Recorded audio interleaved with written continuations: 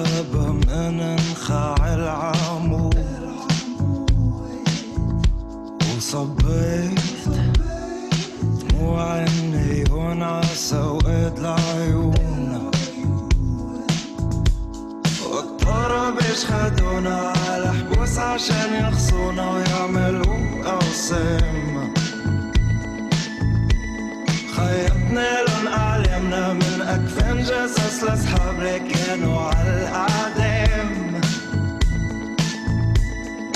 خبز الغراب غداً ممنونة الغرض غدا يما خبز الغراب غداً ممنونة الغرض غدا يما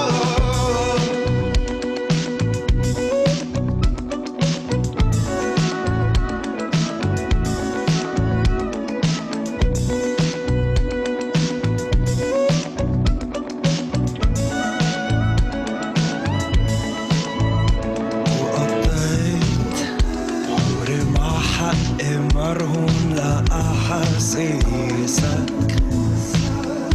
وانمحيت من كتب التاريخ كأنه تاريخك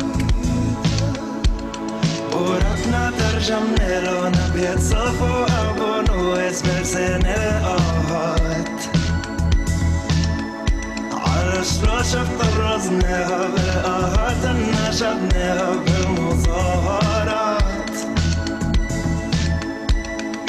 خبز الغراب بدايا ممنورة الأرض غدا يما خبز الغراب بدايا ممنورة الأرض غدا يما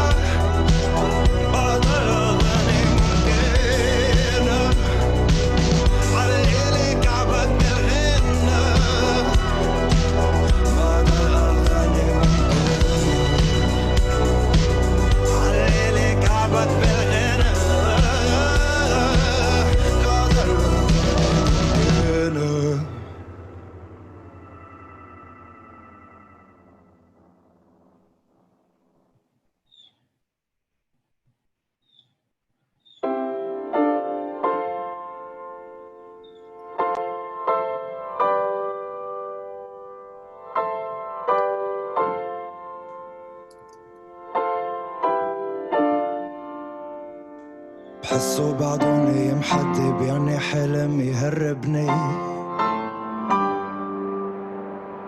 عم لفلف لحالي بتختي كل ما يمر لمسحراتي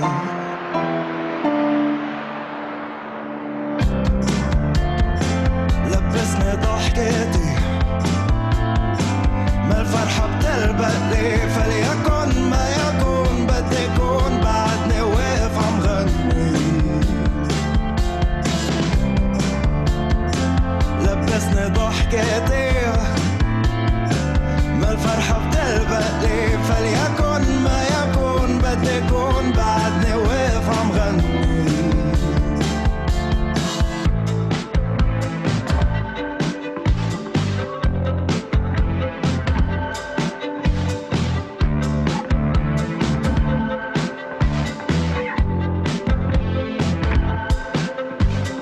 والأيام مثل الطاحون أستهلك لذا أكون حتى خيالي صار مرهون بس الليل مش عم بيهون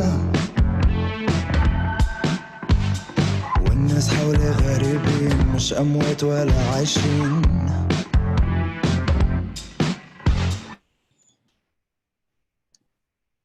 Hi, everyone. I love that music. On behalf of National Queer Theater and Dixon Place, we are so excited to welcome you to the second annual Criminal Queerness Festival, presented in partnership with the Mayor's Office of Immigrant Affairs and New York City Pride. My name is Adam Odstes Rubin. My pronouns are he, him, his, and I'm the founder and artistic director of National Queer Theater. Hi, everyone. My name is Ellie Covan. My pronouns are flexible, and I'm the founder and artistic director of Dixon Place. We're so grateful to you all for joining us tonight. If you didn't know, the Criminal Queerness Festival features queer playwrights from countries that criminalize LGBTQ communities. And during these very difficult times, it's artists who give us insight, hope, and healing. We'd now like to take a moment of silence to honor our Black siblings who have been taken from us through violence, and especially our Black trans siblings who have fallen to homophobia.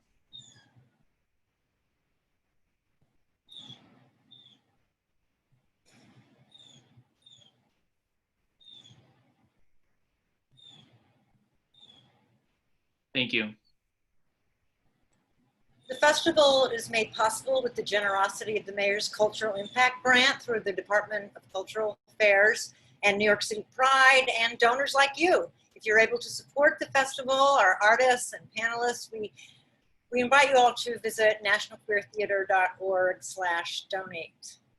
So tonight, depending on your time zone, we have a very special reading of a new play written by Omar Abbas Salem and directed by Sharifa Yasmin. There will be a 5-minute intermission in the middle and a brief talkback at the end with our writer and director. So now please sit back, relax, and enjoy Mosque4Mosque.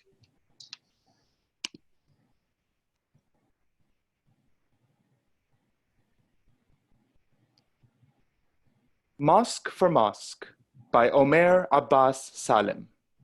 Act 1, Scene 1. On one side of the stage, Ibrahim, 30s, gay, Arab male, is in the rectory about to give confession. He's dressed for fall. On the other side, Sara, 60s, Syrian, and Ibrahim's mother, prays in home prayer clothes. We see her pray 1 rakat, and then she begins zikir with her tasbih. Hello, Father. Today is my first confession.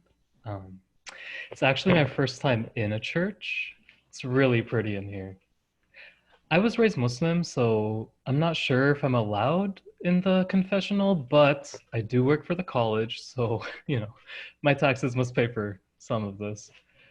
I was walking by. One of my patients once mentioned how she supplements therapy with confession and that it's sometimes easier to say the big things here first before she tells them to me. It helps her get the emotional part out of the way so I can help her be more pragmatic. And I was hoping we could do that. Do I just talk? Well, I've been cheating on my boyfriend since pretty much the second week we started dating, and I've told him so many lies that at this point I can't be sure if this is out of character or if this is part of who I am. I thought that I was a good person. I at least prefer being a good person. I do love him. I haven't said it back yet, but I also haven't loved someone who isn't family, and while I'm still not totally sure that this is it, it feels real enough. I don't want to lose him yet. And he's told me that he loves me more times than I can count, although he does it less now, and I don't like that. Then why am I doing this? I never realized how much I liked sex before, I guess. I would hardly ever sex. I've always lived with my mom and my younger sister, so it was hard to come by. And it's not like people were lining up to have sex with me. I'm pretty positive I jumped on the opportunity every time it poked out its little head like a hand over half a decade. Wow, this is way easier than I expected. People want to have sex with me all of a sudden for some reason. And I have a car now. So it's like Everything's firing at once. And I'm 30 now, and I've only ever been this lucky for the past few months, and I don't want it to end yet. You know, it's one thing if my world deprives me of experiences, but I don't want to do it to myself. But I also don't want this to be who I am to him. I don't want anyone to know. I need to stop. I'm sorry. Yeah, I definitely said the word sex more than I should have. Oof. I see why she comes here. I feel lighter. Have a good night, Father. Thank you. End of scene. Scene 2. The interior of a modest 2-story house. The front door is paned with glass and is covered in curtains. There's a staircase that goes up to what is supposedly the second floor. The main space is a kitchen. Off the kitchen is Sara's room. Soft sound of Feiruz singing is playing from off stage.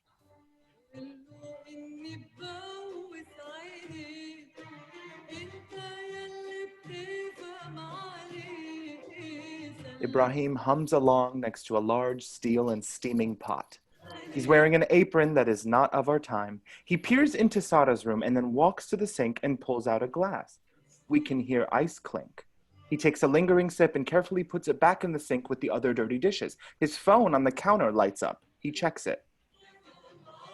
Fucking Lena. Mom, dinner will be in a couple of minutes. Music pauses. What, honey? I said dinner's almost ready. The music resumes. Ibrahim peers off stage before walking to a cabinet and grabbing a neatly packaged cloth bundle. He places it outside the door and closes it without releasing the latch. He checks his phone and quickly texts. Sara enters with a tasbih in hand. Honey, I am starving. When is the dinner going to be ready? When's dinner going to be ready? Not the dinner. And it's ready now. What are you doing in there? The music was loud. I'm painting the inside of my closet. Why? I can't listen to Syria on the news anymore. I want to clear my head. My ears were ringing. You talked to your sisters today? Yes, they got another letter from the court about my mother's house. We have to get that lawyer now or they'll take it. I have to go. It'll be okay. A trip home might be nice. Inshallah. I'm too tired from work to think about it today. I'll send Khali Zainab some money tomorrow. So what about the closet? Remember when I took Lena to the dentist last week? Mom. This is important. She wants us to go to IKEA for a dresser.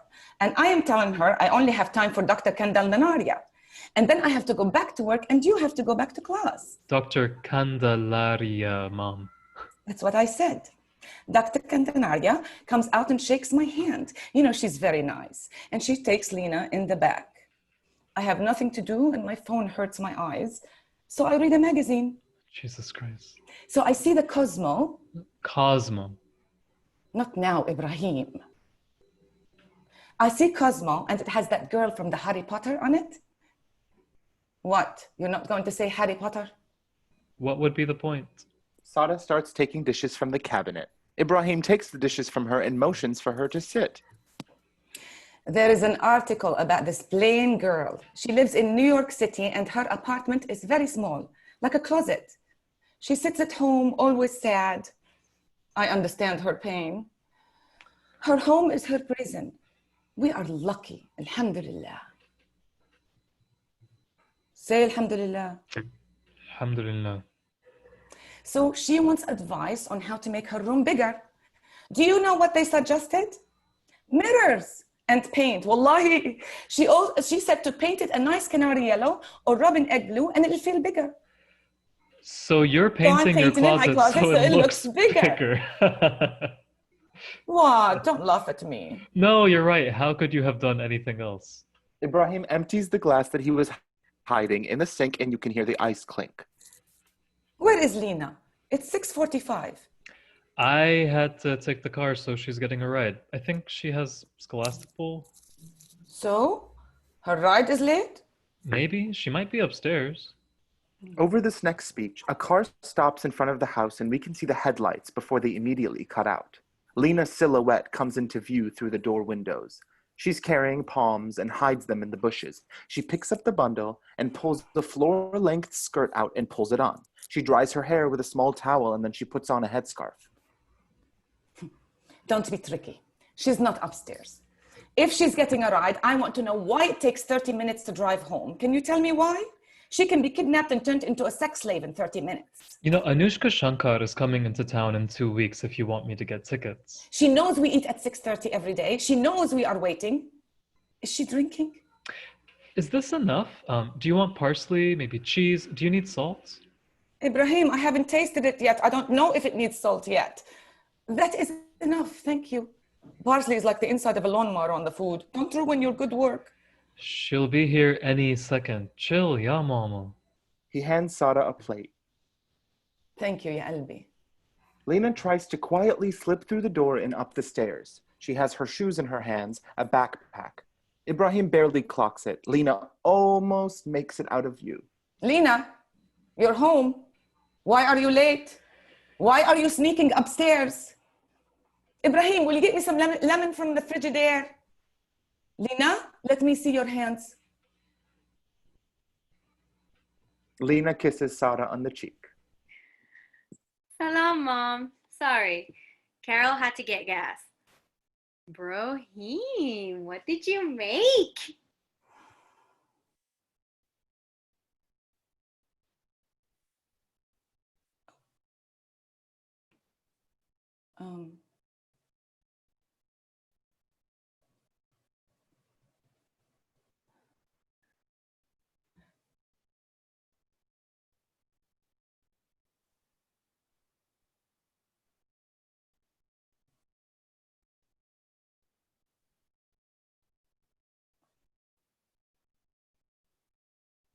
I can...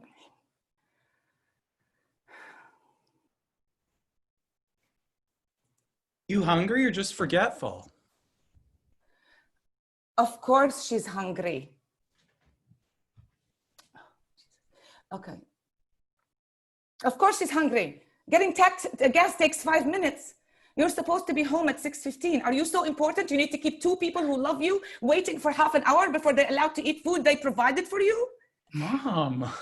Ibrahim and Lena share a look. It wasn't my fault. Carol needed to get gas, so we went to the place right here with the Starbucks. We got coffees and we were going through flashcards and lost track of time. I love you and I'm sorry to keep you waiting. Chill. You lost track of time and this isn't your fault. I was in labor with you for 16 hours. Don't tell me to chill. Lena kisses her mom on the cheek again. Sara lets it happen and then grabs Lena's face and pulls it in front of hers. Breathe. What kind of coffee? Caramel macchiato? Mom, aren't you hungry? Breathe. Smells yummy. You can pray after dinner. Go wash in my bathroom. No wudu in the kitchen. I'm so hungry, my stomach is eating itself. Lena pinches Ibrahim softly on her way out. You can get me a ticket to Anush Shankar. Just the one?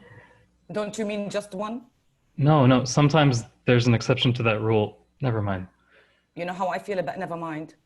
Do you want to come with me? Do you want me to go with you? No, I want you to take a date. Don't die alone. I won't. I go on dates, Mom. Take one then and get me a ticket in the back. He won't know I'm there. Maybe I will. Did you bring the lemon? Lena re-enters, drying her hands on her skirt. Why do you wash your hands if you're going to dry them on your dirty skirt? Practice. What's for dinner, bro? Linguine and cashew pesto. Woohoo! Cashew pesto. You definitely watched Barefoot Contessa in between sessions today. Are you Ibrahim with the good vanilla? Oh, you were saving that one. Oh, doesn't being a cliche make you feel sad? Doesn't biting the hand that feeds you leave you hungry? Cereal's over there. She takes her plate and she sits. Ibrahim, can you please bring me the lemon? Gross, Mom. You'll ruin it. What's gross? You're putting lemon on cheese. We always put lemon on the cheese. Hey, you're also putting lemon on a heavy cream. There's heavy cream in this? You know I have to be careful. Ibrahim sits at the table with a wedge of lemon on a saucer. Who is we? And there is not heavy cream in it. Then what is gross? Maybe it's the amount of lemon you squeeze on it? I like what I like. Mom's painting the inside of her closet. I knew you would. You were so excited about that late fat life. It was not. Whole ride. Mom is talking about this poor girl who comes home from her sexist office and wants to take off her pantyhose and watch TV, but instead she ends up wanting to hang herself. And Mom's like so happy and talking about how all she wanted to do was paint it robin's egg blue and everything was fine.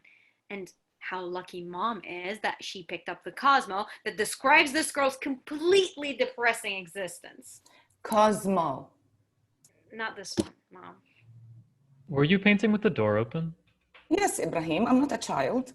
Mom, your room reeks of paint. I had to open the window. I forgot that. Did you like it? What? No wonder you're lit tonight. What? Sara brushes Lena's hair back. Your hair is wet. You're showering at the school?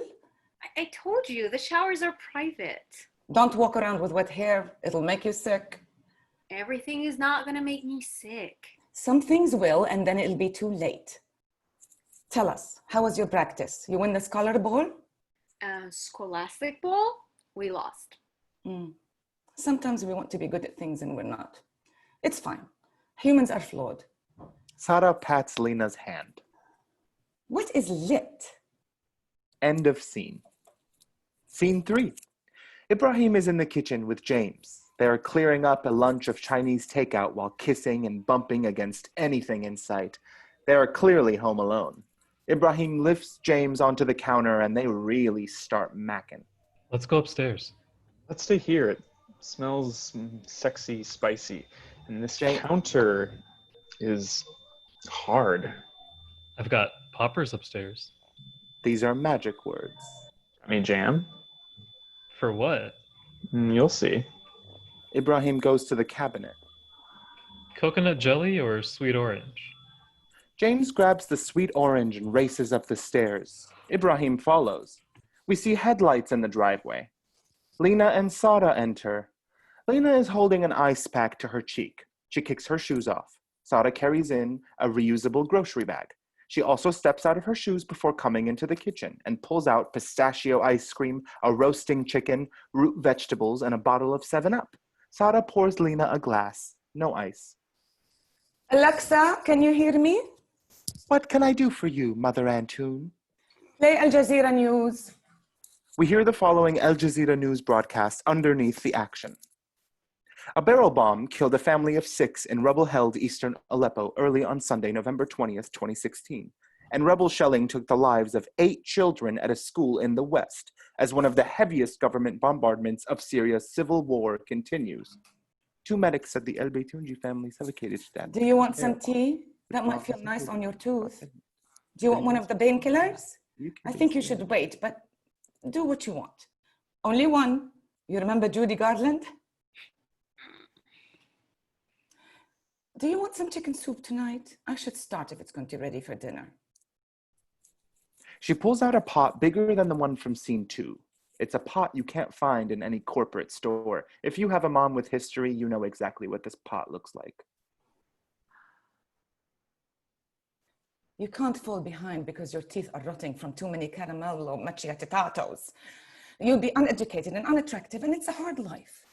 Sara wipes the inside of the pot out with a paper towel and goes to throw it away.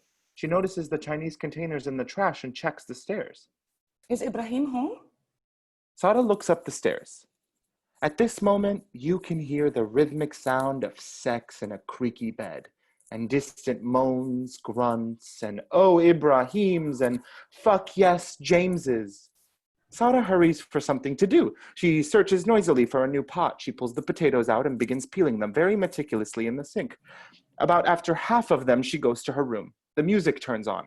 Sara returns shortly and leaves the music playing. She goes back to peeling the potato. We hear a loud slap, followed by a louder groan, and the rhythm picks up. There is a bang as if someone has fallen over. The groans get louder and more incoherent as the couple come, and things are silent for a moment. Sara lets out a huge exhale. Was she holding her breath the whole time? Murmurs and giggles can be heard from upstairs, as well as the telltale hopping of a person trying to put on a pair of pants. We hear Ibrahim and James coming down. Can we stop by Jamba on our way back? Don't call it Jamba, and you can have whatever you want. Why can't I call it that? It makes me want to push you down the stairs. Alexa, shut up! They freeze just as their feet appear at the top of the stairs. James' shoes turn to face Ibrahim, and they wordlessly communicate. After a moment, James turns back, and both sets of feet come down the stairs. There is some jam on Ibrahim's face. Hi, honey. Lena needed a root canal, so I told her I would come home right after because they gave her some codone, and I don't want her at the school without her wits about her. I took the day off work, and I'm making her some soup. I don't know why I'm peeling the potatoes because I really should be boiling the chicken. She turns away towards the fridge and opens it as if she's looking for something. Lena looks at Ibrahim and motions for them to get out. My name is Sara. Sa, like sorry. Ra, like ramen. I am Ibrahim's mother. Welcome to our home. My name's James. I work with Ibrahim at the college. Your house is really beautiful. Okay, we're going to run. Did you get something to eat? Oh, we'll grab something on the way. James wants some jamba. I need a sweet orange juice. Assalamu alaikum. Wa alaikum salam. Ibrahim rushes James out of the house. I feel stupid. Why does he have so many secrets? Tell me, I can handle it. Your hijab. Sara turns and walks directly to her room and closes the door. Lena sits there stunned before rushing to the door and throwing it open. She yells into the driveway. What's on your face? She turns back into the house and spits some blood into the sink as she puts the ice pack to her face. That was worth it. End of scene. Scene 4. Ibrahim is at confession.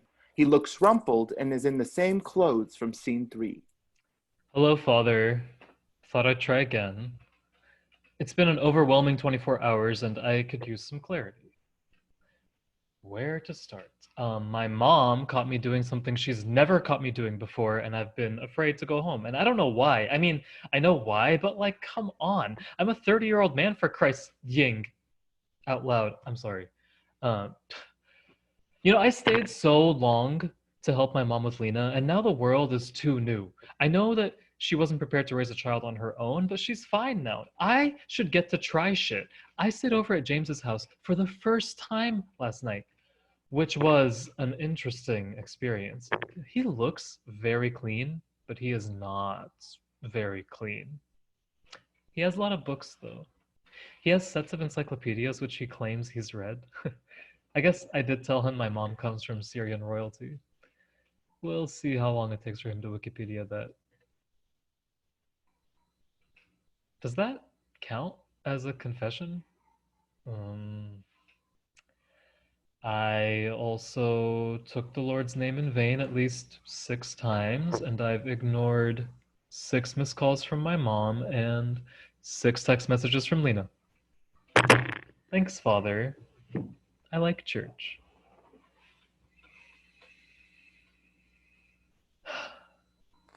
The mosque smells like feet and food from the cafeteria. End of scene. Scene 5.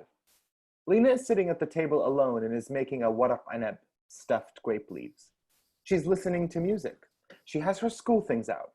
We see a car pull into the driveway and Lena turns on Nocturne's Opus 9 by Chopin. Sara enters. She's dressed for work and carries a Barnes & Noble bag. She steps out of her shoes before heading to the kitchen. Assalamu alaikum, Lena. How's your mouth? Wa alaikum assalam. It's feeling better. Subhanallah, so you can go to school tomorrow. No, you have to. You have SAT class after school. Sara examines a waraq anab. Rice in as you roll. These look like when Lucy tried to make cigars. Sara nudges the B&N bag around on the counter to draw attention to it. It's not too subtle. What do you got there, Mom? Some books to help your brother. Mom, why do you always think you can solve a person with a book? Give me a chance. I picked these carefully. You're right. everything is different now. What did you get? Sara pulls out 6 books, 2 copies of 2 different books. Negotiating the Impossible, How to Break Deadlocks and Resolve Ugly Conflicts Without Money or Muscle by Deepak Malhotra, and The Respect Effect, Using the Science of Neuroleadership to Inspire a More Loyal and Productive Workplace by Emerson Eggerichs. She places a copy of Milk and Honey by Rupi Kaur in front of Lena and holds up Call Me By Your Name by Andre Asiman. I literally have no idea what to say. He is too smart and too secretive for normal conversation. We have to be smarter and more secretive. You're a monster. What do you mean, a monster? How'd you even pick these books? I asked the bookseller for her recommendations for those 2. Germans are excellent at psychosis. Psychoanalysis. And what did you ask them exactly? I said I had a family member who was stuck in a way of thinking that isn't healthy and that I needed to push him towards freedom. Oh, God. What? They probably thought you meant ISIS. Shh! Ya Allah, astaghfirullah. You know Ibrahim is a tricky nut to open. We need to negotiate. Does negotiating feel right? Why is he hiding having sex with boys when we are not here? Do you want him to do it while we are here? Is he dating James? I don't know. See, even if you don't know about James, I could tell in your face. He needs our help, right? I really don't think he does. When you love someone, you care for all of them. Why isn't he talking about James? Maybe it's like, not a big deal. What do you mean, not a big deal? Never mind. What's the plan? I don't know yet. That's why I got these. They will inspire us. Okay, I'll read them, but we keep an open dialogue, especially if you're making me read these. Partners? I'll let you skip school tomorrow if you read the first 2 chapters of both books before dinner. You don't like James, do you? هو أمريكاني. Where is Ibrahim? Is he at Jum'ah prayer? Yes, I'm sure that's exactly where he is. Lena picks up Milk and Honey. Why? She's not smarter than you, but look at the big things she's doing. Now is the time to dream big, Habibti. Lena nods to Call Me By Your Name. What? I can't be curious too? Sara heads to her room and stops. Is your brother drinking? Sara takes her books into her room and the music turns on. It's Kulthum. Lena starts reading from Milk and Honey. These are just run-on sentences with creative line break. Fucking scam artist. A car pulls in and Ibrahim comes home. He kicks off his shoes and carries a large paper bag from a Chicago bakery. You're my new hero! Fuck off. No, I mean it. You made Mom's brain explode. I'm gonna think about it before I die. You're not funny. It was awful. Lena puts the books in her backpack and Ibrahim doesn't notice. It was absolute carnage. It was Texas Chainsaw Massacre and the Battle of Hogwarts combined. Who is James? I'm going to my room. Come here! Nope! Just come here. Hey, you're talking to me! Ibrahim? Don't get me wrong. If I ever hear you have sex again, I will drown myself. But I'm also proud of you. I thought about moving out and not coming back. Like you would ever. She's in her room. Ibrahim pulls out a cake box. I brought a peace offering. You didn't have to. Nobody's at war. Lena pinches Ibrahim twice, softly at first and then really hard before darting up the stairs. Ibrahim goes to Sara's door. Sanam, it's me. Sara opens the door. They kiss both cheeks. She's holding her cell. Honey, don't say anything. This is your house too. Live your life. I know you didn't know we were coming. I don't know what to say. Good, don't say anything. I'm happy you're seeing someone. I'm so embarrassed. No need. Give me more credit. I'm a cool hijabi. I know you're gay. I know you have sex. I don't need to like it. It's your life. Thank you. It is my life. But that doesn't mean you have sex with strange men in my house and use such filthy language. What do you know about this boy? What's his family like? Does he do drugs? He's a good person. Maybe I'll have him over again and you can talk more. Okay. Were you on the phone? I was listening to a voicemail from my sister. It'll be okay, Mom. We'll figure out how to keep the house. I'll call her. Inshallah. When you were born, I felt like someone put a rod up my spine. Felt stronger, Habibi. Alhamdulillah. I love you too, Mom. Finish rolling the waraq anab. Maybe redo some. Lena rolls them like a child who has only lived in the basement. End of scene. Scene 6. Ibrahim's office. He's sitting at his desk while James sits across from him. They are eating salads from a salad place. How do you get an office and I don't? I'm an actual lawyer. The school makes no sense. You deserve to work in an alley. You help rich kids get visas to study abroad and offend foreign cultures. I nurture their mental health. You know, I also help them come home when they get sick and miss air conditioning. How long have you had this office? 3 years. You should decorate. I like it there. It's less distracting. James casually slides a folder across the desk like a cat. Don't you dare, that's the most important one. James switches to a different folder. Okay. No, that one is the most important one too, but also it's filled with confidential student information, so maybe actually don't. Would you go to a wedding with me?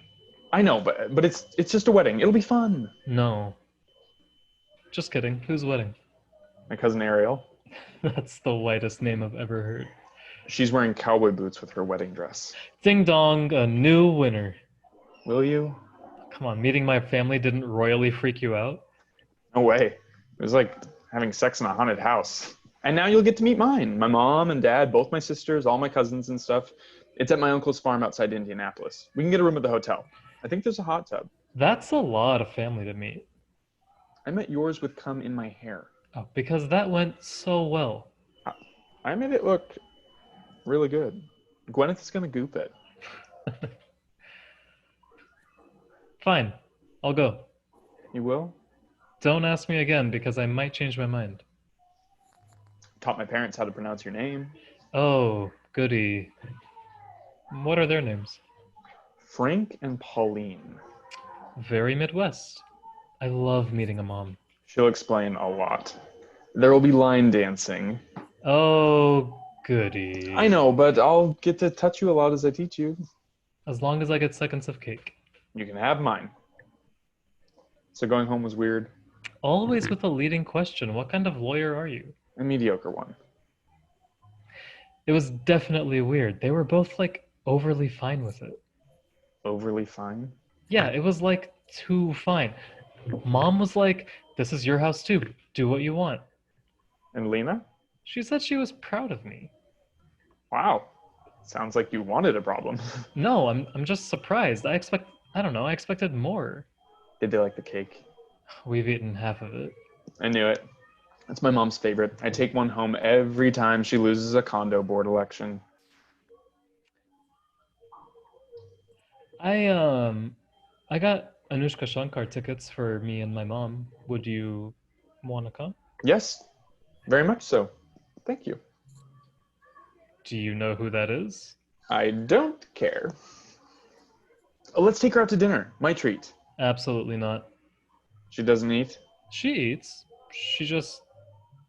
She won't want to go to dinner with us. She won't want to come to dinner with me. No, it's not you. It's the idea of you. She seemed pretty fine with the idea of me when I met her. She was in shock. Why does this feel like an insult? It's not. She's trying to be fine with me and has never said anything to the contrary, but let's not push her. You know, there's so much bacon in this salad, I can barely taste the lettuce. Fuck yes. I asked for extra for you. Twice. You know me so well already. Was coming out hard? Absolutely not. We are not doing that. What is wrong with you? Sorry, fuck. I was just thinking it and then it came out. You're a dummy. Tell me anyway. Um, well, no, it wasn't too hard, actually. You know, my dad died from cancer. I told him and my mom before he died. I thought he should hear it. At that point, my mom had bigger things to worry about, and Lena was too young to care, so it all just happened, and then he was gone, and we moved on. Sorry. James leans over the desk and kisses Ibrahim. End of scene.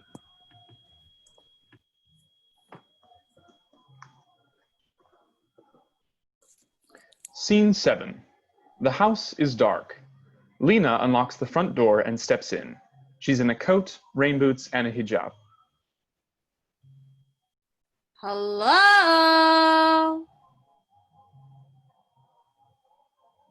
Hello? She unzips her coat and takes off the hijab and hangs it up. Underneath, she is in an athletic bra and short dance shorts and carries her palms. She kicks off her boots and runs towards the stairs, then stops. She goes to the fridge for the cake. She begins to slice when the headlights appear.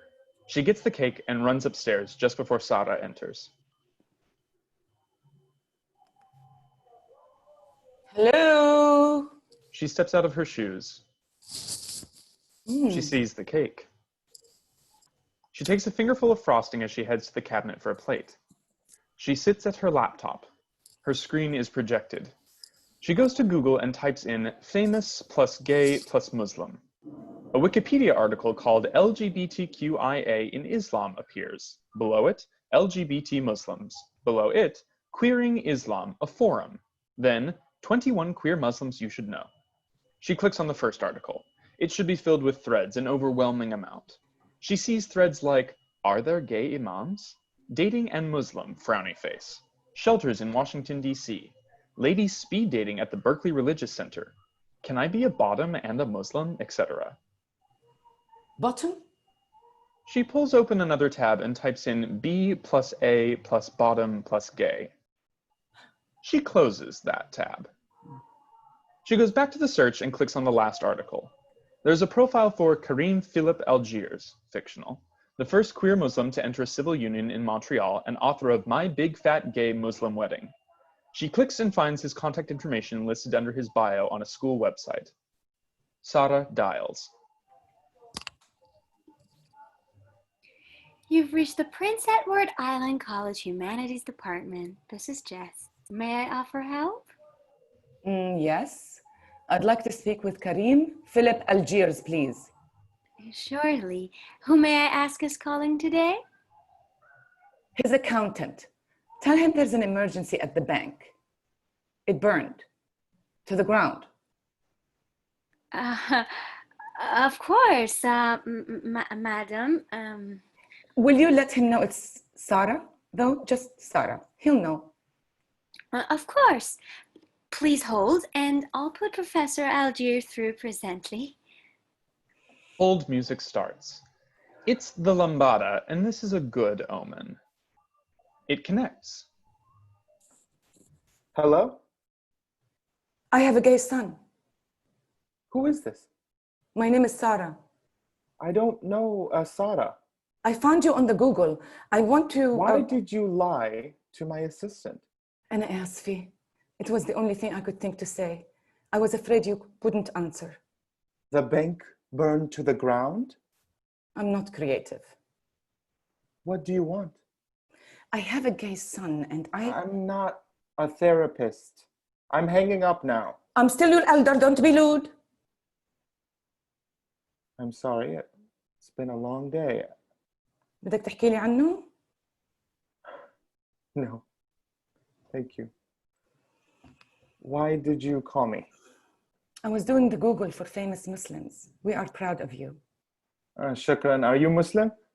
Is the Pope Catholic? Salam alaikum. I should have said that first. Asifu alaikum salam.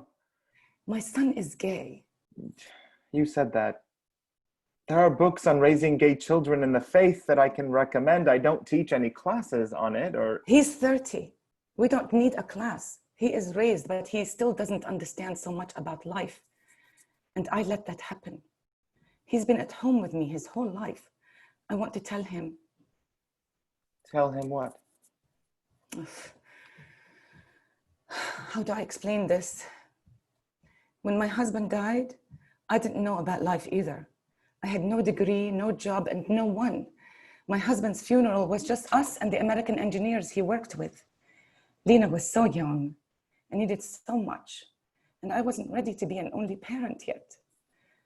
I started school and work, but she needed more of me. Ibrahim was supposed to go to college that summer, but he didn't. He stayed home to be with me and Lena. He raised her, took her to school, picked her up, made sure she ate, and he didn't say anything. He gave up the Northwestern to go to our community college and didn't say anything. But look at him now. I have a plane ticket to move back to Damascus. Right now? I won't die here. Are you dying? Astaghfirullah, astahi, no, I'm just saying. That's not really something to just say. So you're moving back home? In a month. Why so soon? I can't wait. The government is trying to take my mom's house. Since I'm not there to claim it, I need to go to the court to keep it. I won't lose her house. I want my grandchildren to visit me in her garden. Can't you go and come back? The last time I flew back to America was after my mother's funeral. I wanted to tear off my skin. And now with the war, I want to be there and with the rest of my family, with my people. It takes years after a civil war for bloodshed to end. Who knows how long I have with them? والله أنا بحب حلب. أنا تربيت هونيك. أنت من وين؟ Algeria. Then you understand. نعم. I came alone as a refugee in 1991. My old family is all gone now. I made a new one. Allah yarhamhum. I am sorry. شكرا. الله يخليكي. Will your kids be okay? Won't they need you? They don't need me like they used to. Now he's just another man I depend on. I will give him the house, of course. He can sell it and split the money with Lena. I'll have my mother's house. We'll all feel freer. Sorry, but I don't know what I can do for you. I know he will take care of Lena, but I want him to have security too. I want him to have a big, gay Muslim wedding like yours. How did you do it? He would look so handsome. Imagine if I could go home and tell my sisters that Ibrahim is married. There must be plenty of gay Muslims in the Chicago. Can we find him a dentist? Or they make good money and work excellent hours. I have an idea. Are you at your computer? Yeah. Mm-hmm. Sara types. End of scene. Scene 8. Ibrahim is at confession. He has a plastic to-go container. Lena is on the other side, studying at the kitchen table. She is in an athletic tank top and dance shorts. She is not wearing a hijab, and she has on big headphones. Hello, Father. I brought you some burak. I hope that's not weird, but I've been here a lot, so I thought I owed you something. I came to Mass, and you are an incredible speaker. It was really nice to see. I've never felt very Muslim. I've always been obviously gay, and it was a barrier, so I guess I never got invested. But being Muslim is so much of who my mom is, and she would see my rejection of Islam as a rejection of her. So I keep pretending. I even wake up every morning before sunrise and pretend to wash for prayer just so she can hear me. It plays into every decision she makes. She doesn't eat pork or shellfish or gummy bears. She makes the people at Subway change their gloves in front of her before she orders a sandwich. She doesn't own a pair of shorts. She's always home before 10 o'clock. We don't have any paintings of people. And she once made a flight attendant turn off Shakespeare in Love because of the tits. I'm sorry, Father.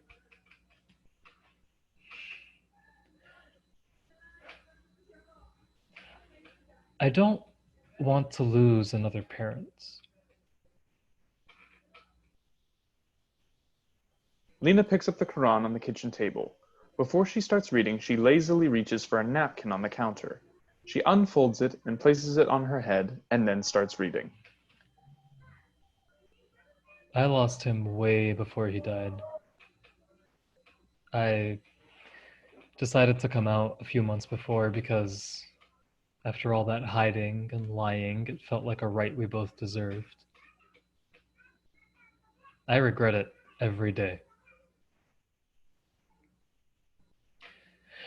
When I said it, he had clearly been waiting because he knew exactly what to say back. And then he shook his head, and that was the last time he looked me in the eye. I'd walk him to the toilet and help him shower, and he wouldn't look me in the eye.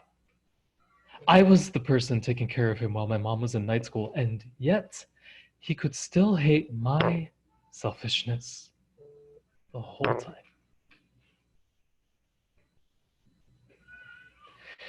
In the end, I think he thought that I deserved the cancer instead. And I didn't know not to believe him. Wow, I have never said any of that out loud. Oh my God. Can you imagine what it's like to mourn someone you are absolutely not allowed to miss? I mean, how do I do that and still like myself? I really want to swear right now, but I'll do it in the car. I'm also going to swear later in my car. Thank you, Father. I am going to talk to my mom. Yeah, enjoy the borak and see you soon.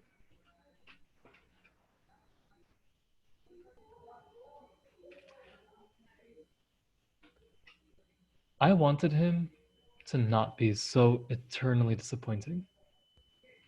As he leaves, he places the package outside of the priest's side. End of scene. Scene 9. Ibrahim is cooking at the stove. There is a mug that clinks with ice that he sips from. He'll refill it behind Lena's back at least once. He has an SAT prep book and is quizzing Lena. She has an ice pack on a bruised knee. Abrogate. Ab, away, rogate, law, to abolish or ignore responsibly. Admonish. Admonir, to warn, to scold, or reprimand. Ugh, this is so awful. Why all this work? Not this again, Lena. Why does everyone have to go to college? Look, we can teach ourselves how to do things now. Come on, college is amazing. Why limit yourself? The world is limitless. College is finite. Khalas, I don't want to talk about this. Fine. How was practice? Fun. Until Gabrielle accidentally kicked me. We need to kick her out of the team. I still don't get how you're a cheerleader now. I wanted to see if I could, and it wasn't too hard. I'm actually pretty good, Dick. Plus, Scholastic Bowl is so gross and so boring. Seems so unlike you. I'm 18, and who knows what I'm like? Aren't you always telling me that I need to challenge my potential? This isn't what I meant. Well, this is exactly what you meant. When will I ever get to do this again? Student council to teenage royalty. Be serious. Am. I wanted to see if I could become a popular girl, and what a fucking challenge. I'm the Muslim girl who puts on a floor-length skirt and a hijab to go home. I convinced an entire school of Trump lovers to love me too. I was on homecoming court. I mean, sure, Mom didn't let me go to the dance, but still. And now I just want to be free and live without constantly feeling like, oh my God, Mom's going to find out. Find out what? You know, like anything. Hmm. How come you're going to that church? I don't know what you're talking about. I saw you when I came to drop off the car last week, and the week before that, and again when I picked you up just now. How come you're going there? I have sessions in there. It's private. Oh my God, do you know how pervy that sounds? I have private sessions in the church. Oh, fuck off. I work at a Christian college and people like church. Sometimes it feels more natural for people to talk about themselves in a church. Plus, it's warm and smells like wine. It sounds like you're going to that church. What if I was? Mom would. Tear out my heart, Indiana Jones style. Bingo. You know, you don't have to reject everything about Islam to be gay. There are lots of good parts about it that actually work. I'm not. I'm just exploring my options. I invited James to go to Anushka Shankar with Mom and me, and I don't know if I should regret it. Oh, It's not that big of a deal. God. Okay, I regret it. Oh my God, this is gonna be a disaster. I mean, I'm sure Mom is going to be at her best behavior, but so is Cujo. How long is the concert? Only 90 minutes. We will get there late and leave early, and she won't be able to talk during it. That's what you think. Is Mom going to terrify him? I'm still terrified of her. If he likes you after this, you're golden. He wants me to go to his cousin's wedding. Who is James? It's in Indianapolis, so that means an overnight trip. Yeah, I read they don't have a cumin in Indiana. Bye. Oh, Ibrahim, please. I'll be nice. I think I like him. I want to introduce him to Mom for some reason. At first. I'm still not sure if I should, but he makes me feel like he's really excited to see me. No one is ever that excited to see me. He's always messaging me and visiting my office, and all of a sudden, we were dating. How long has it been? 6 months. You've kept him a secret for 6 months? I'm so right sometimes. What do you mean? Keep going. He's really cute, and I love touching him and smelling him and hearing all the ridiculous things he has to say. He's funny and so earnest. He has a good job and, conveniently, works in the next building, so why wouldn't I want to date him? He's very cute. Good butt. Eh. I've never had so much sex in my life. White boys love to bottom for a brown boy. Is that like post-colonial guilt? Good, good. You deserve something good. Let Mom devour him. She pinches him. Amenable. Latin, amener. Bring to, able, law, yielding or bending. The headlights appear in the driveway. Both Lena and Ibrahim stop talking and start studying and stirring, respectively. Lena motions for the mug and Ibrahim drains it, then dumps the ice cubes in the sink. Sara enters and steps out of her shoes. Assalamu alaikum. Wa alaikum salam. Ibrahim, I have a big surprise for you. I spent all day at work for it. Oh no, Mom. I have a surprise for you too. Oh, goody. You first. Okay. I got us those tickets. Anushka Shankar. We're going next Wednesday at 7:30. Oh, thank you, honey. Also, James is coming. The James I met? The James you met. Okay. I thought you said it was okay for me to ask him. No, it's okay. I'm looking forward to it. Oh no. Would you stop? Can I show you my surprise now? No, but I was thinking we could all go to dinner together. James said he'd like to take us out. Fine, fine. Nothing fried or too much dough. Can I show you now? Sure. Show me. Sara sits at the table and flips open her computer. It is projected again. We see her desktop. So, I was talking to a friend of mine and she recommended something. She pulls up a website and across the top is Mosque4Mosque in big rainbow letters. The cues are made to look like mosques with a minaret. The slogan? Rearranging arranged marriage. Below it, a dating profile for Ibrahim. Sara used a photo of him from his high school graduation. Interests? Cooking, gardening, shopping, reading, helping people, singing in the shower. Occupation? Therapist at Wheaton College. Favorite book? Harry Potter and the Quran. Favorite movie, Ben-Hur and the Emperor's New Groove. Favorite band, Anushka Shankar and the B-52s. Looking for love. You can How change it long has however this you been want. up? Fuck! Sara instinctually slaps Lena's mouth. Sorry, Lena. Honey, your mouth. Lena gets away from the table. Is this published? Mom, you promised you wouldn't do anything without talking to me. Why are you both so mad? Look at this first before you get upset. It's up. I can see what it is. Mosque4Mosque? How do you not see how offensive this is? You want to rearrange a marriage without telling me? What do you mean offensive? I am telling you. It's a dating website for Muslim gay men. It's progressive. It's accepting. Well, thank you Lena? for this, then I finally feel so accepted. Ibrahim, that's not right. You know that's not what I meant. Is that my senior photo? I want to help you find someone, honey. I want to make sure you don't end up alone like me. And somehow we're back to you. Mom, you didn't end up alone. Dad died. That's different. How is that different? I'm alone, aren't I? Who are we? Chill, Ibrahim. It's okay. No, this is not okay. You never think about how things affect anyone but yourself. You say you're all alone. Who are we, Mom? You know that's not what I mean. Can we start from the beginning? This is good. No, because that would require you asking me if I wanted this in the first place.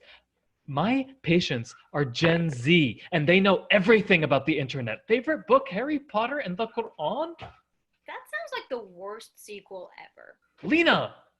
She said it's a very successful site. A lot of gay people get married on it. With people who hate themselves. Honey, I'm sorry. The Muslim community. No, you're not. You're sorry that I'm not taking this well, and that's absolutely not the same thing. Fuck, Mom. Stop swearing. I'm your mother. Stop trying to constantly control me.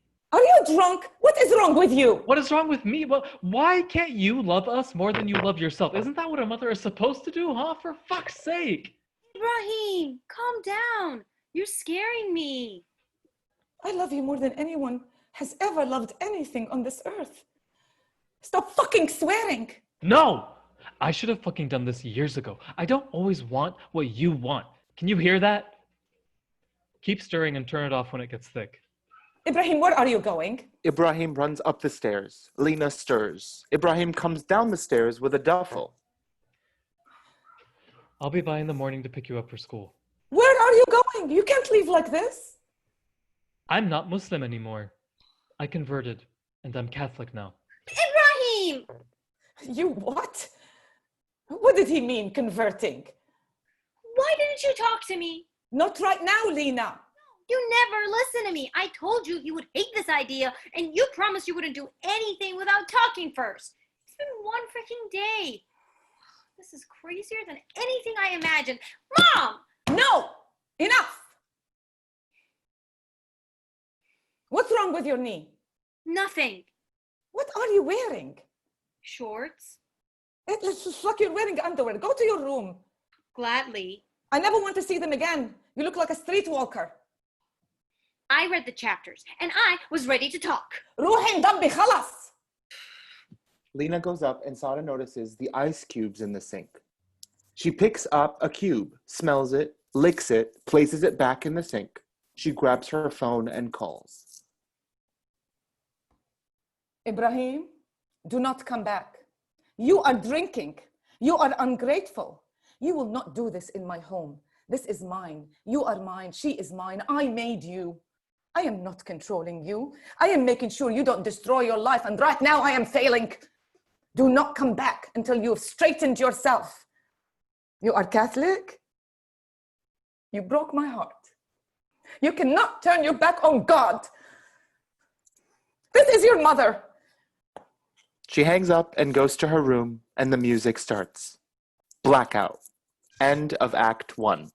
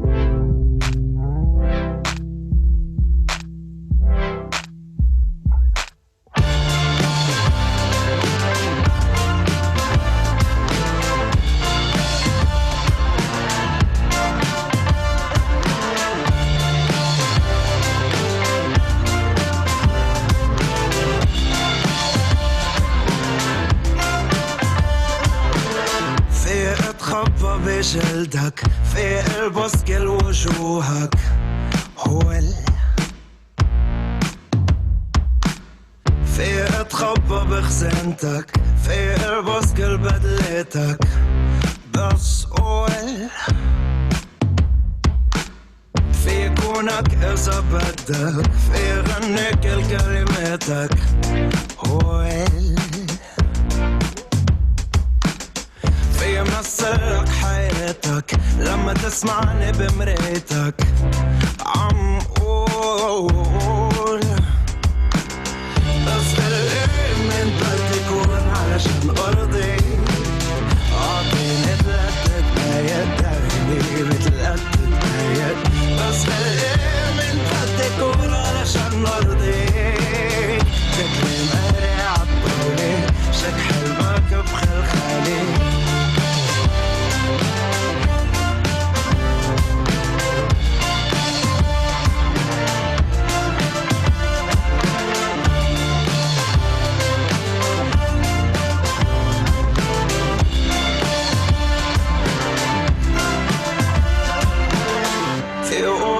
så بدك أوقات ما بتقدر إذا ما بدك قول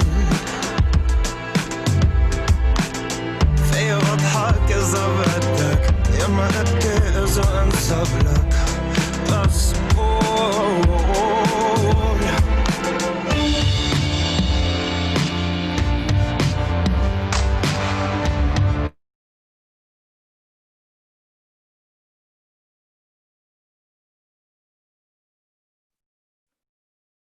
Act 2, Scene 1. Ibrahim is at confession. He's wearing a winter coat. Hi, Father. It's been 15 days since my last confession, and I know that because that's how long I've been paying $75 a day for a really gross sublet in the city. And that's also how many days in a row James has stayed over until yesterday, and I panicked and I couldn't watch him eat dinner again, and so I'm here instead. I'm really making a huge mess out of my life, and if I don't stop, it's going to start looking radically different. I stopped hooking up with other people, though, and I got myself tested, and I'm on prep now. I'm looking for a therapist and an apartment. But it doesn't feel like enough yet. I'm not Catholic, despite how campy Mass is. I don't know why I keep coming here. You're not even in there. What's so important that you have to say? You're sitting here, Ibrahim. No one can hear you. Now is your chance. Just fucking say it. And now I'm definitely having a full-on conversation with myself. Cool. I'm going to find a therapist, and I'm going to stop drinking. And I'm going to stop fucking around on James. He's a good thing. Ibrahim walks out and leaves the bakery box behind. I'm sorry if this was religious appropriation. I'm still coming to Mass, though. I'll sit in the back. End of scene. Scene 2. Ibrahim's office. Ibrahim is at his desk and James is on his feet. That was way bigger than I expected. I'm sorry. It really hasn't been that long. I know, I'm sorry. I don't mean to overreact. Give me a second. You really fucking surprised me. I'm sorry, it was stupid. So you also think it's too soon? No, I meant it, but I get this reaction. I do. You want to live with me? Yeah, very much. I want something more real. I want to feel like this is actually mine. Why is this so surprising? I want to see you every day. I want us to make dinner every night, but I can wait. You know, I will wait until whenever you want. I don't want to be your revenge. Whose revenge? I'm not going to risk myself so that you can prove something to your mom. I'm not I really love you. You don't like me, though. James, that's not That's true. true. Why would you... It's true. That's why I don't believe you. You always make fun of me. I'm sorry. Wait, what? No, You never want to do anything. We never do anything. That's not fair. It is. We either have sex or eat food in bed. We don't do anything else. You've never complained before. I mean, if you want to do things, we can. If I want to do things, of course I fucking want to do things. I'm a human. I like doing things. Well, we do things. What about the wedding? You're not using Ariel's wedding as a defense. You were such an asshole. James, that's so unfair. I was in a really bad mood. You know that my mom and I know. You were fighting with your mom, but that doesn't mean you treat my family like shit. Why bring it up? And I'm the bad lawyer. I don't think I treated them like shit. You didn't treat them well. You didn't say a word at dinner. You didn't dance with my mom when she asked. You got too drunk and chain smoked outside all night. And then you rushed us out the next morning at breakfast. I never get to see my family all together. I'm sorry you're over it, but that doesn't mean you get to make your shit mine. I still like my family. We were going to miss the train. We could have taken a later train. We could have asked for a ride. We could have rented a car. We could have taken the bus. We could have fucking walked. We could have done a lot of things. But when things aren't how you want them, they're absolutely wrong. Say something. I'm sorry. I think my brain just exploded. Just give me a second. I'm sorry. Stop saying sorry. It doesn't sound real.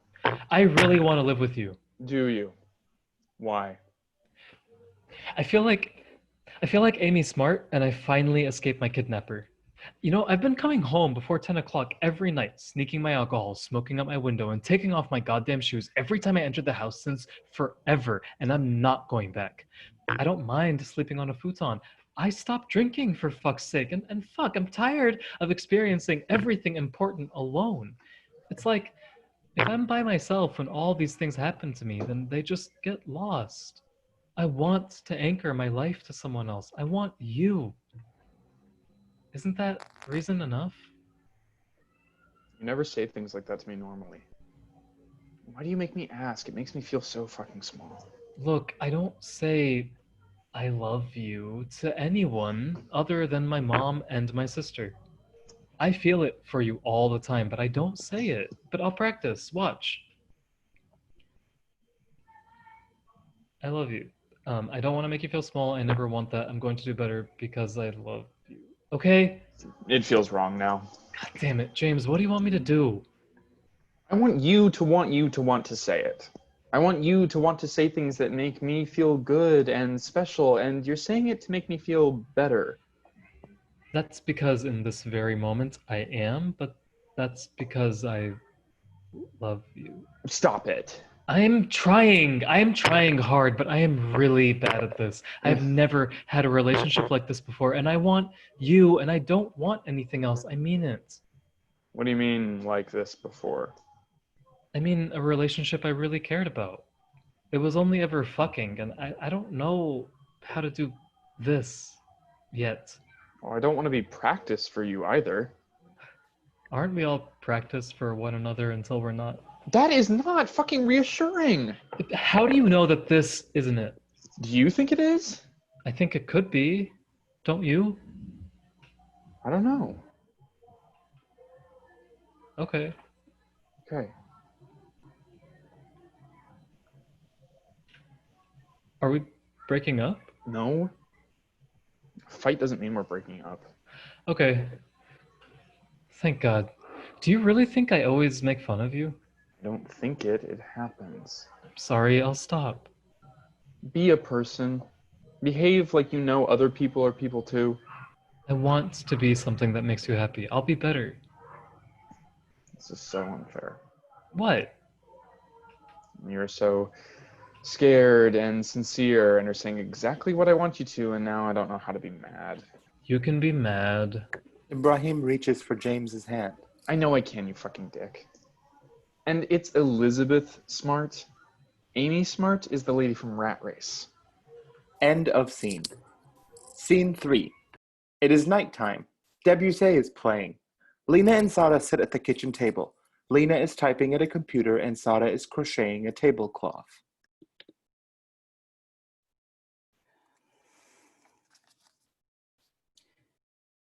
What are you working on? College applications. This is for your dowry. Thanks.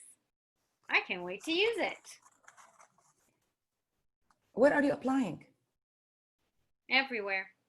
Lots of places. I hope you get into all of them, inshallah. Sara stands and goes to the fridge. She looks into it blankly. Want to get General Tso's chicken? Can we order something else? We're gonna have to invite that delivery lady in for tea if she comes by one more time. What else is good? Indian food? Fine. Okay. Hello. Can I place an order for the delivery? Delivery? I want you to bring it to me, yes. Can we get 3 vegetable samosas, 1 chicken korma, 1 lamb biryani, and 1 paneer makhani? Yes, rice with each. It's just the 2 of us. Get me a salad. A salad? And can I have a salad? I don't know. Do you have lettuce, a tomato? That will be fine. Thank you. We are at 4333 North 79th Street. It's the house with the driveway that needs to be shoveled. Okay, thank you. That's a lot of food for 2 people. Oh, yes. I keep forgetting. Why aren't you eating? The food is not even here, Mom. Why are you asking for a salad? You hate salad. I'm trying to be healthier. Why? Are you mad about this? I just don't understand why my children are acting brand new. I thought you would be happy that I want vegetables. I am happy. You don't sound happy.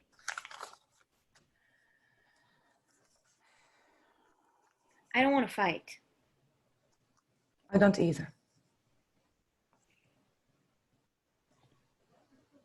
There's something I want to tell you. I have something to tell you too. No. We'll do it slowly. You go first. Okay. Oh God. I have been lying to you about something, and I want to tell you the truth. Lying? What lying? Remember? Slowly. I quit Scholastic Bowl last year. I'm not on the team anymore. But you've been going to practice. Where have you been going? Nowhere. You're not dating, are you? Are you doing drugs? I joined the cheerleading squad. Okay. So you're not drinking? No. You're not... Definitely not. No dating, no drugs?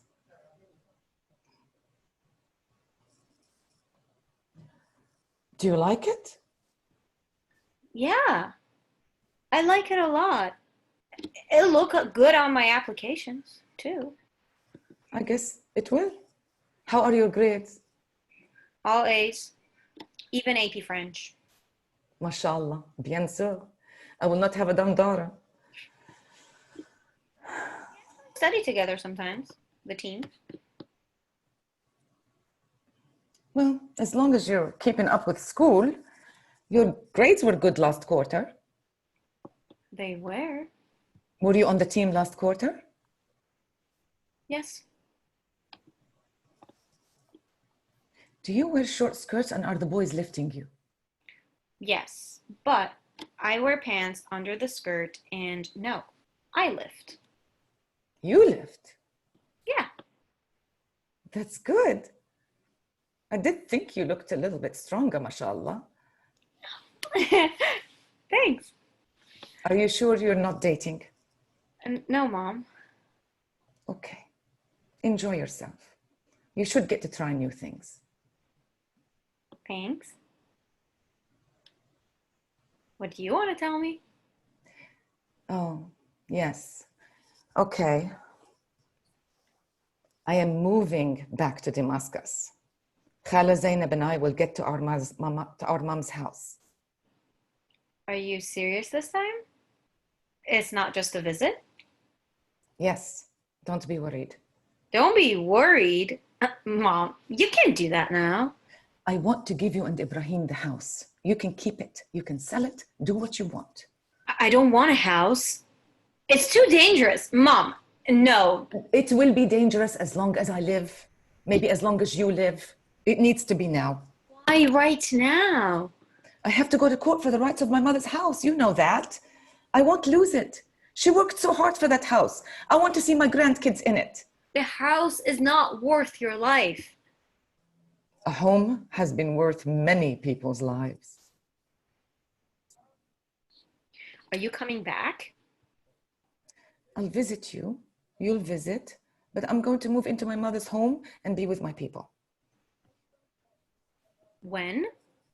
I have a plane ticket in 2 weeks. I will come back after a month to pack everything and help you. But I will go back. And that's it? For now. I'm not sure how long the court will take. What about the rest of the school year? Let's be serious with each other. You will be happy. You have Ibrahim. I annoy you. I get in your way. I'm old-fashioned and I'm old. No, that's not true. I want you here. I love it when you get in my way. Ibrahim doesn't get in my way enough. Honey, believe me, please, I don't want to leave you. I need to go back for my heart. Will you come back for my graduation? Of course, honey. I will come stay with you and you come back to Damascus with me for the summer, if you want. Dania told me that the new bread delivery man is very handsome and studying to be a vet. You can see him every morning. Mom. Ibrahim will take care of you. He will be here. It is the greatest privilege to give your children a house. You're really leaving me here alone. Don't say it like that. I'll also leave you my car. Mom, I'm gonna worry about you every day. Then you know how I feel. Did you go to the university yesterday to take the tour? Wheaton College is nice. Did Ibrahim set it up? Yeah, I liked it. I'm not sure if I want to go there, but I liked it. You don't have to decide yet. You have a lot of time. Do you want to visit anywhere else? Colombia. In New York? Yeah. That's so far. Further than Damascus? Inshallah. If we can make it work, let's try. Are you still thinking maths? MashaAllah. You have your father's brain. Mom, you're an accountant. I could have your brains too. Lena grabs her things in a hurry as she starts to cry. She's trying to get out before her mom sees. Bye. End of scene. Scene 4. Ibrahim's office. Ibrahim and James are seated on the same side of the desk. They are looking at a spreadsheet James made. This area is really nice, really bougie, lots of brunch places and nannies. You'll feel safe. The apartment's pretty big, 650 square feet, and it's not a garden unit. Safe is relative, but not bad. Do you need anything nearby? Because I included stuff in the notes section. I love that little type A brain. This must have taken forever. 4 episodes of Vanderpump Rules. That means 4 hours. Thank you, Habibi. I want a library, a gym, easy parking, a Thai place, and a grocery store within a few blocks. Mosque? I'm not that Muslim. Fair enough. Well, then ignore the mosque tab. I found a bunch just in case. Ibrahim kisses James. Lena comes into the room. She's still in her uniform and hijab. Fuck yes. Oh, hi. What's wrong? Nothing's wrong, but everything is awful. I can come back. You're busy. Don't even. You're not interrupting anything. But you're both sitting at the same side of the desk. Do you just do that for fun? You look so fucking weird. What is wrong? You are rude. Lena reaches out to shake James's hand. I kind of met you, but really, I just heard your orgasm in my house across the hall from where I sleep every night. My name is Lena. Hey, Lena. I'm James. Seeing you in this outfit is so fucking awesome. It's like you're Wonder Woman. Ibrahim and Lena share the briefest moment that is lost on James. I don't feel very wonderful today. My mother is driving me crazy. I've heard she's tough. That's an understatement. She's moving back to Damascus. What? Yeah, for good. She has a plane ticket for December 5th. When did this happen? She told me last night. Whoa, why didn't you call me? I don't know. I was kind of in a shock, and we got in a fight about it. It's so dangerous, Ibrahim. Are you sure she's serious? She said she's giving us the house, and we can sell it if we want. Shit. I don't want to sell it. This is so fast. She was talking about that court problem over the title. Can you help us with that? You know I'm a lawyer. I'm a teenage girl with a smartphone. I know where your grandparents are big. All right, let's be a little less ourselves, thank you. But how can she just leave me here? It's the middle of the school year. She's gonna miss the prom. She can't. Is that really what you're sad about? Of course not. Lena starts to cry. Lena, don't cry. I'm sorry. Such a cock. Yes, Ibrahim, you're such a cock. I'm sorry, baby. Come here. He goes to the other side to hug her. I don't want to live in that house. None of the neighbors would call 911 if I was being murdered. Will you come back? Ibrahim and James share a look. Lena notices and starts crying again. Of course I will, but we gotta wait for Mom to leave first. Duh! I mean, Mosque4Mosque, man. Look, shh, no. What were you two talking about? Dinner plans. Want to come? We can go anywhere you want. I can't. I have a game tonight. I mean, hence the uniform. Do you really cheer with the hijab on? Of course! I'm an icon! We'll take you prom dress shopping. I know I'm not the same, but I love you more than I love myself, and I'm not going anywhere. You're obsessed with me. Come on. I'll drive you to school. I will not have a dumb sister. Can James come? I'll drive. End of scene. Scene 5. The Antoon house. The kitchen is more bare. There are packing boxes labeled plates, glasses, and pans. There is an old-fashioned suitcase at the front door. Lights pull into the driveway, and there is a car horn. Lena runs down the stairs. Mom! The car is here! Lena lugs the suitcase to the car.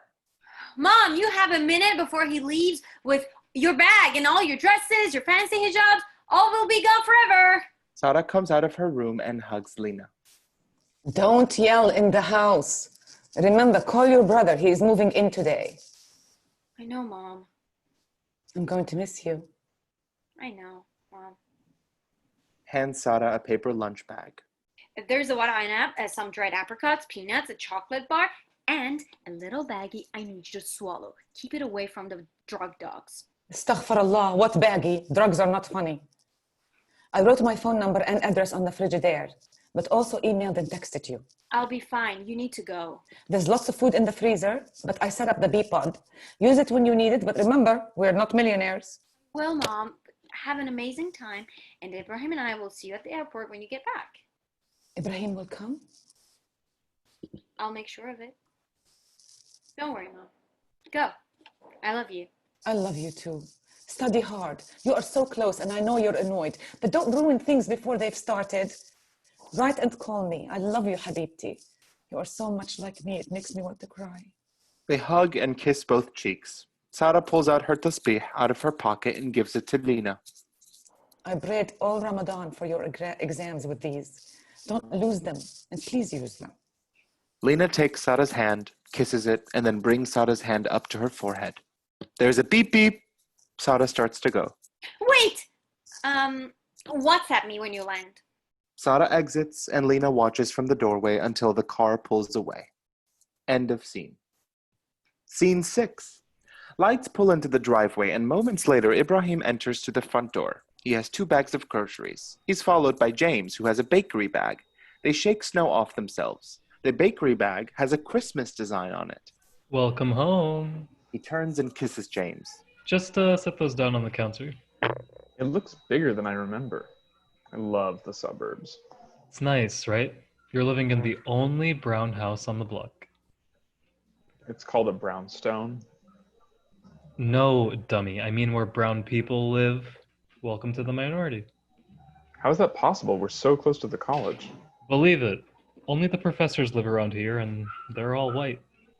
Huh. It's crazy how y'all only notice when you're outnumbered. Ibrahim's phone rings. Hi, Lena. Sure, we'll come get you. Did you eat? I'm about to start dinner. Okay, bye. I can get her. Where is she? You sure? She's not so scary.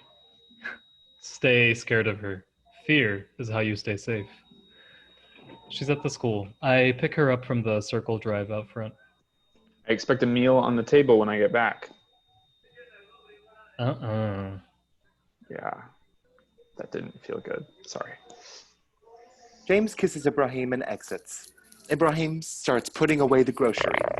He pulls open a cabinet and finds Sarah's computer. He flips it open. The screen projects. Mosque4Mosque is still pulled up. Of course she kept this up. The page refreshes and we see a new profile photo, a recent one. There are 16 messages. Ibrahim makes himself a drink and ping, a new message goes off. Hi, Ibrahim. You're very handsome. Do you live in Chicago? I live in Bloomington, Indiana, and there are hardly any Muslims here. I'm 34 and a dentist. I am Shia and I'm still pretty religious. I have 3 younger sisters and they all live with my parents in Boise, where I grew up. I am actively looking for a husband. Tell me a little about you. A big smile. He types something. I'm made from husband material. And then he walks away. He continues to unpack and then the computer pings again. I bet you're made for a lot more. Tell me more about you. Ibrahim smiles wider and begins to type a longer message. I live in Chicago. I have a house in Wheaton. I work as a therapist at a college and I love it. I have a younger sister and my mother, who signed me up for this website, just moved back home to Damascus. So, no in-laws. I'm very interested, smiley face. How long does it take to drive to Chicago? About 4 hours. I'll be in town next weekend for work. I'm free next weekend. Top or bottom? Verse. That means bottom. Verse means verse. Host or travel? He looks around the house. Host. Fuck me, bitch. Got pics? End of scene. Scene 7. We can see snow. It is morning. Ibrahim sits at the table with his computer and coffee. He types, but the screen is not projected. Sara's books are sitting on the table. Lena comes down in a t-shirt over a long-sleeve shirt, yoga pants, and a hijab. She has a bag and carries her shoes by hand. I don't want to go. There's coffee. Starbucks? No, you wiener, homemade. But it is SAT's day. That's why there's a chocolate croissant in the oven and a green smoothie in the frigidaire. I know you missed her. Stockholm Syndrome. What are these books? Moms, you don't want to know. I figured. Big fat Muslim wedding? Who was she negotiating with? You. She wanted to know your secrets. Fucking sociopath. You know, I found her computer too. She kept my profile up on that dating website. Okay, don't call Mom that. But are you surprised? Like, duh, she did. Boundaries are so blurry to her, she might as well be Israel. Ibrahim, take off your shoes. Ibrahim rolls his eyes and kicks them off. I had a bunch of messages. Oh, shit, really? Did you read them? All of them. I had 4 proposals and was gifted 2 homes. Okay, well, what about James? Oh, please, I'm just messaging for my ego. It's not real. These people are so willing to share everything with me just because this website says I'm Muslim and my favorite book is the Quran. What sane person does that? That's literally crazy. Don't be ignorant. First of all, you are a therapist. You shouldn't be using the word crazy like that. Second, an arranged marriage requires a lot more than just like a proposal and a house. The parents talk, the imams talk, and in the first 5 minutes, they ask the kind of questions that it normally takes the Westerners like 10 dates to ask. You get to have demands, and it's a negotiation for success, and it has worked for centuries. How did any royal marriage happen? Don't be ignorant. How do you know all that? Because Mom made me watch a documentary on arranged marriage. She only talked about you. You getting married, you moving out, you, oh, and what to order for dinner. And then she left me here. I'm sorry this is hard for you. Are you? Lena, you're why I stayed. You're my miracle baby too. Don't be an asshole. You're the asshole. Give me another word. Ping! James comes out of Sara's room. Ibrahim closes his laptop. Coagulate. Latin, coagular, meaning to curdle, to become more viscous, or to gather. Get us a scholarship somewhere good. Sleepy baby. There's a green smoothie for you in the fridge and a bagel in the oven. Thank you, Habibi. Why are you wasting time learning vocab that way? They don't test for that anymore. What? James! Wait, you knew that? Why were we wasting our time? I don't know. We were hanging out. Sorry, is that a waste of your time?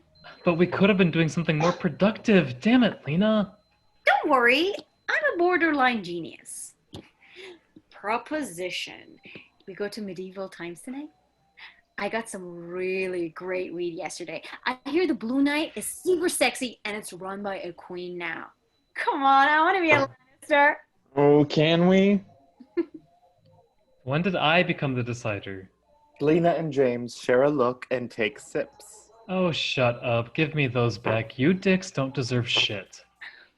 Hell yeah, let's go to medieval times. We'll pick you up after the test. The usual spot? Yep. Want a post-test treat? Oh, yeah. Cannolis from the place. You got it. I really don't want to do this. The SATs are just so subjective and elitist, and the questions are geared to confuse people of color. You're not wrong. All right, Linda Sarsour. As long as you're giving Starbucks your money, you're taking the SATs. Fine. A car pulls into the driveway and beeps. Are you sure you don't want us to take you? Yeah, that's Charlotte. James looks out the window. Charlotte? Charlotte has a bright pink lift mustache on her car. Yeah, we're taking a car together. Isn't that school across town? Tell Charlotte to come inside. We'll take you. It's really okay. I'm gonna be late. That's silly. It's cool. Wish me luck. Are you actually going to take the test? Of course. Say it. Come on. She's waiting. Say it, if it's true. Lena texts someone. The car pulls out of the driveway. Okay, I'm actually going to take the test and I'm gonna go. You piece of shit. I'm gonna need a ride. We did all that studying and you were going to skip. What was the plan? I can take it again. I just didn't want to do it today. I paid to sign you up and I am not going to pay for it again. You can't do whatever you feel like. Our time and our money are worth something. I'm sorry. I'll go.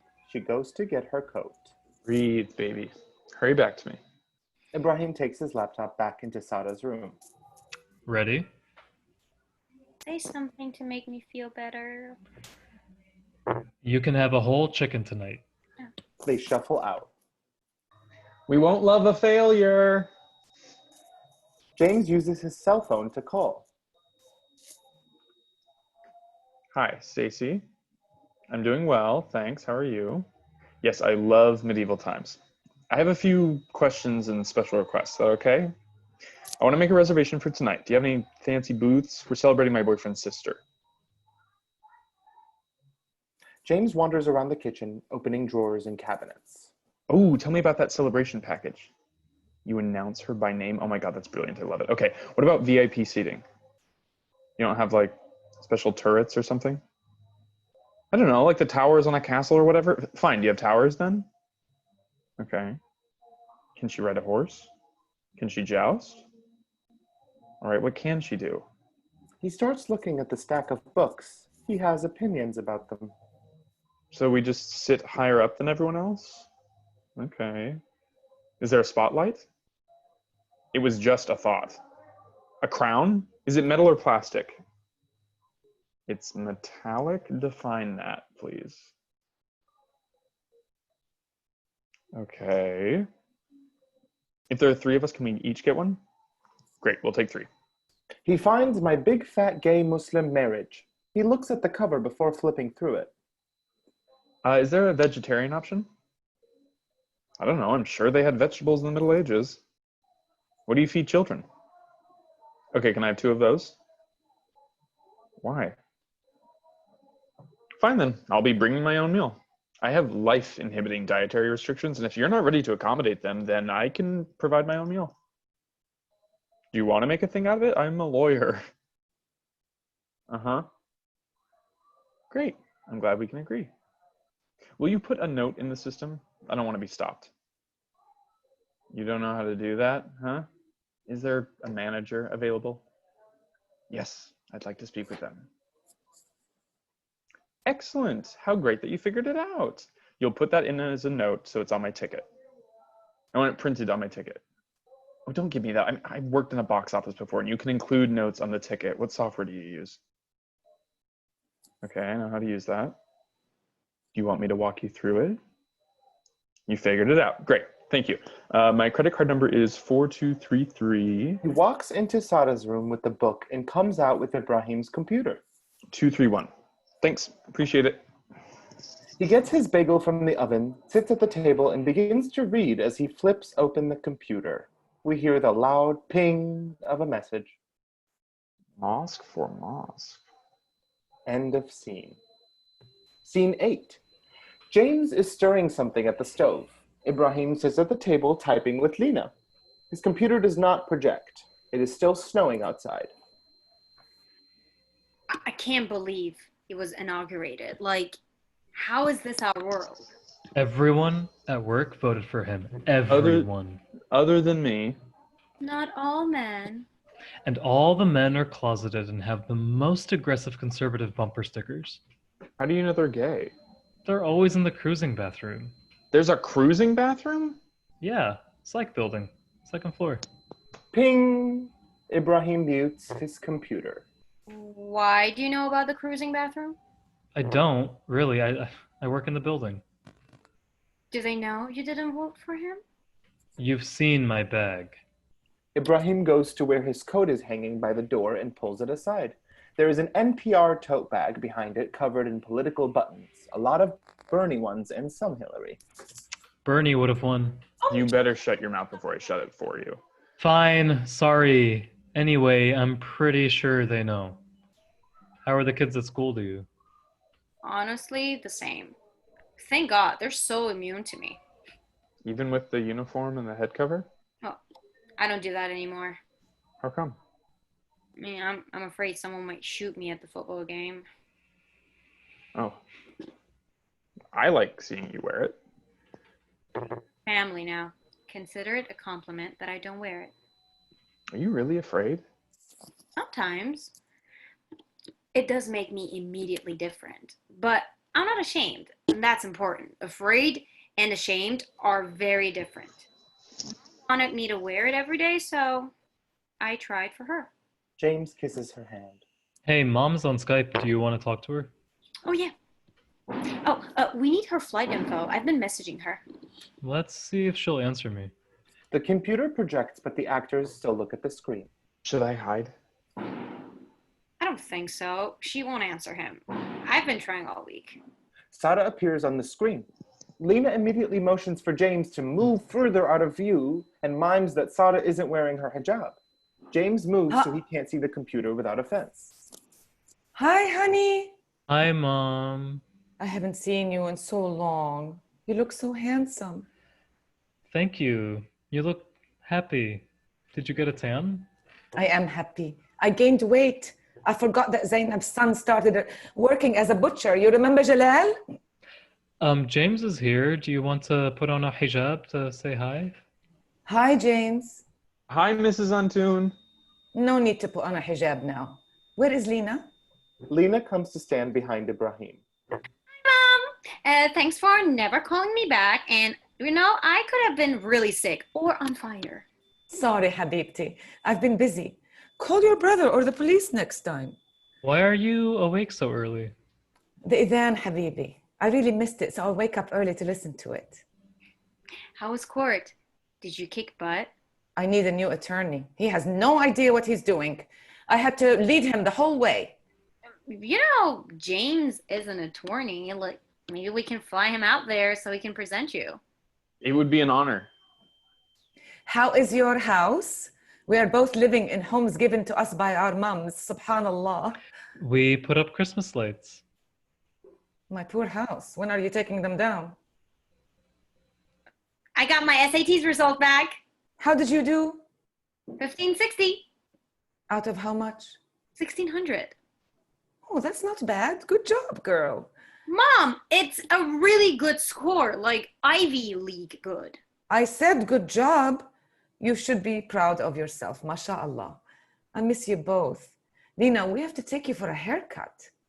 Will you send me your flight information again? We'll see you tomorrow. I will. I cannot wait to sleep in my bed.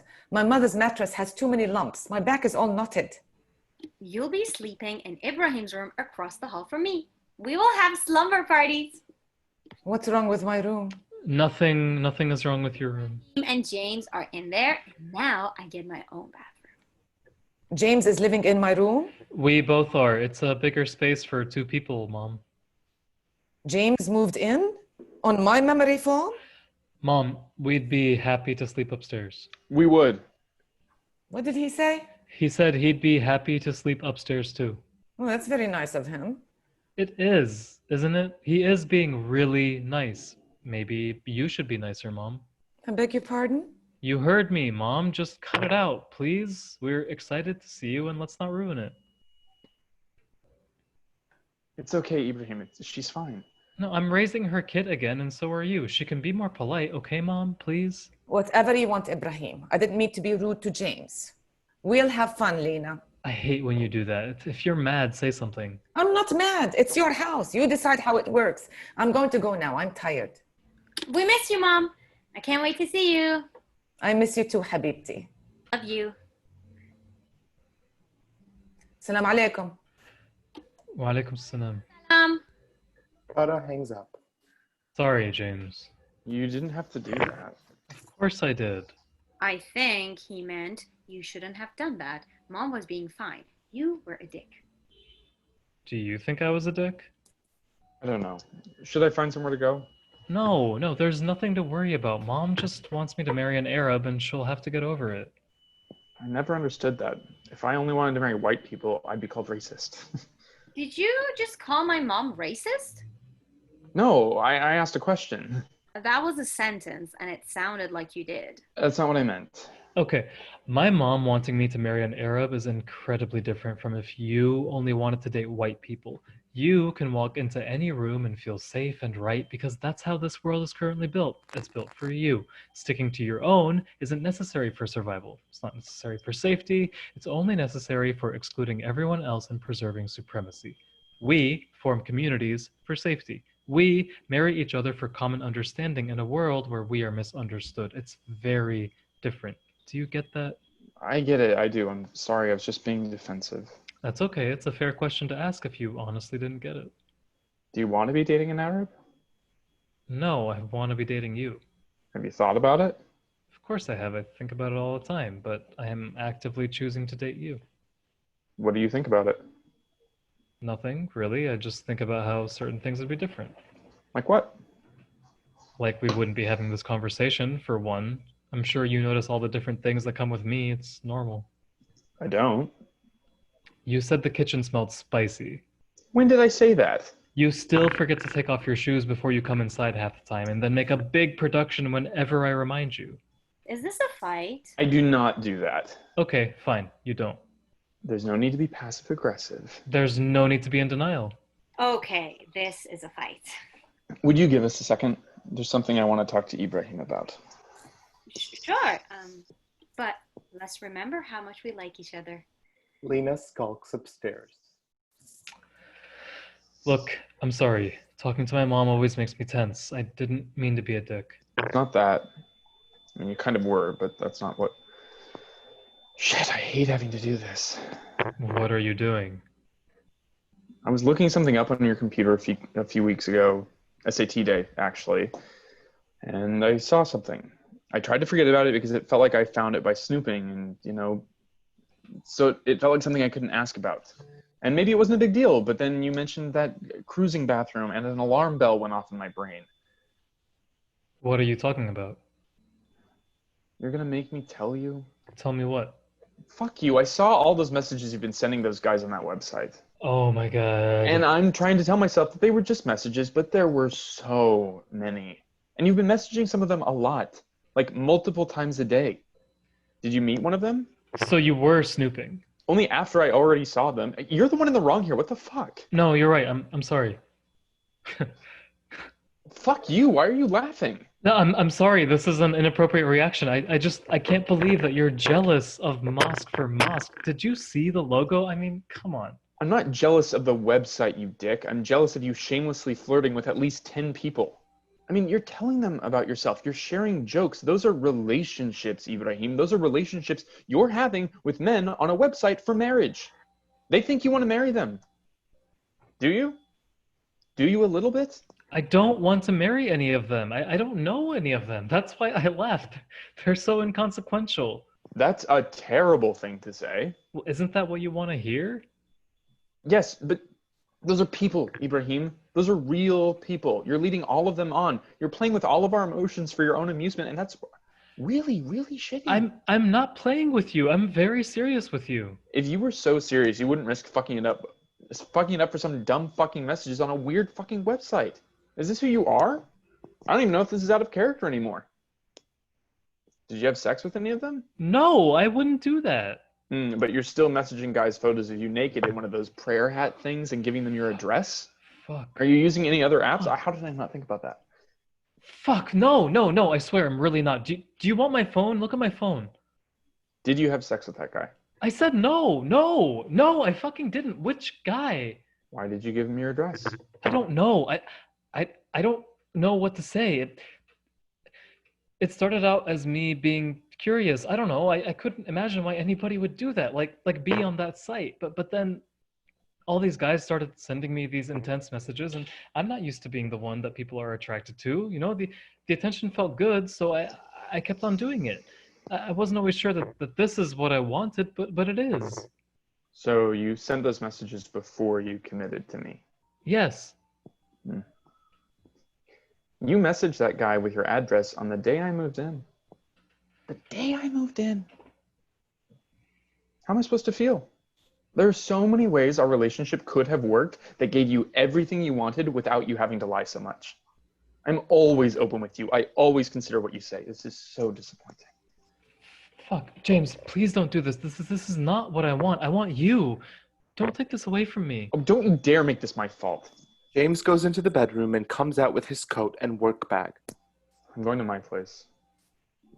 I thought you subletted your place. Well, I guess we're both liars. Will you come back tomorrow? Your mom is coming home. I don't care. That's the fucking problem.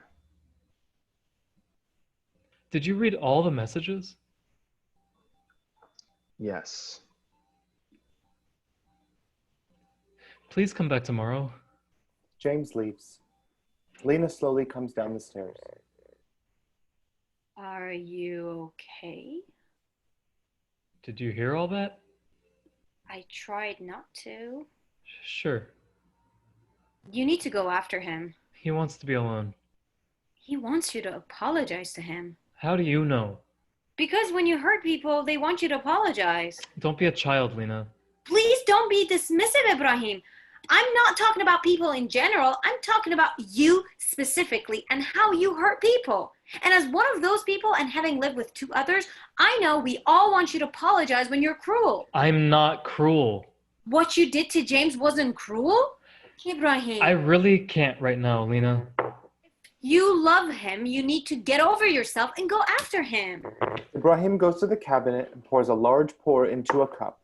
He drinks it in one while looking at Lena. You call him. He takes the bottle and the cup into Sara's room and slams the door. Lena pulls out her cell phone. She gets a voicemail. Hi, James. Are you okay? I tried not to hear, but I was worried for you. Ibrahim is an idiot. You're sweet and kind, and I'm sorry Ibrahim isn't respecting that, but I know Ibrahim loves you. I've never seen him with another man or a person like this, and you're a lot of firsts for him. He's not good at change, and I think he's handling this so shittily, but he's really good at recovering if you let him. He's an asshole, but he's also the person who makes me feel the most loved. He never says it, in fact. He says the opposite, and it's so annoying, but he shows it to me all the time, and when I least expect it. I would never tell you how to feel or what to do, but I don't want to lose you. Neither does Ibrahim, okay? I know you must be tired. Text me. Good night, James.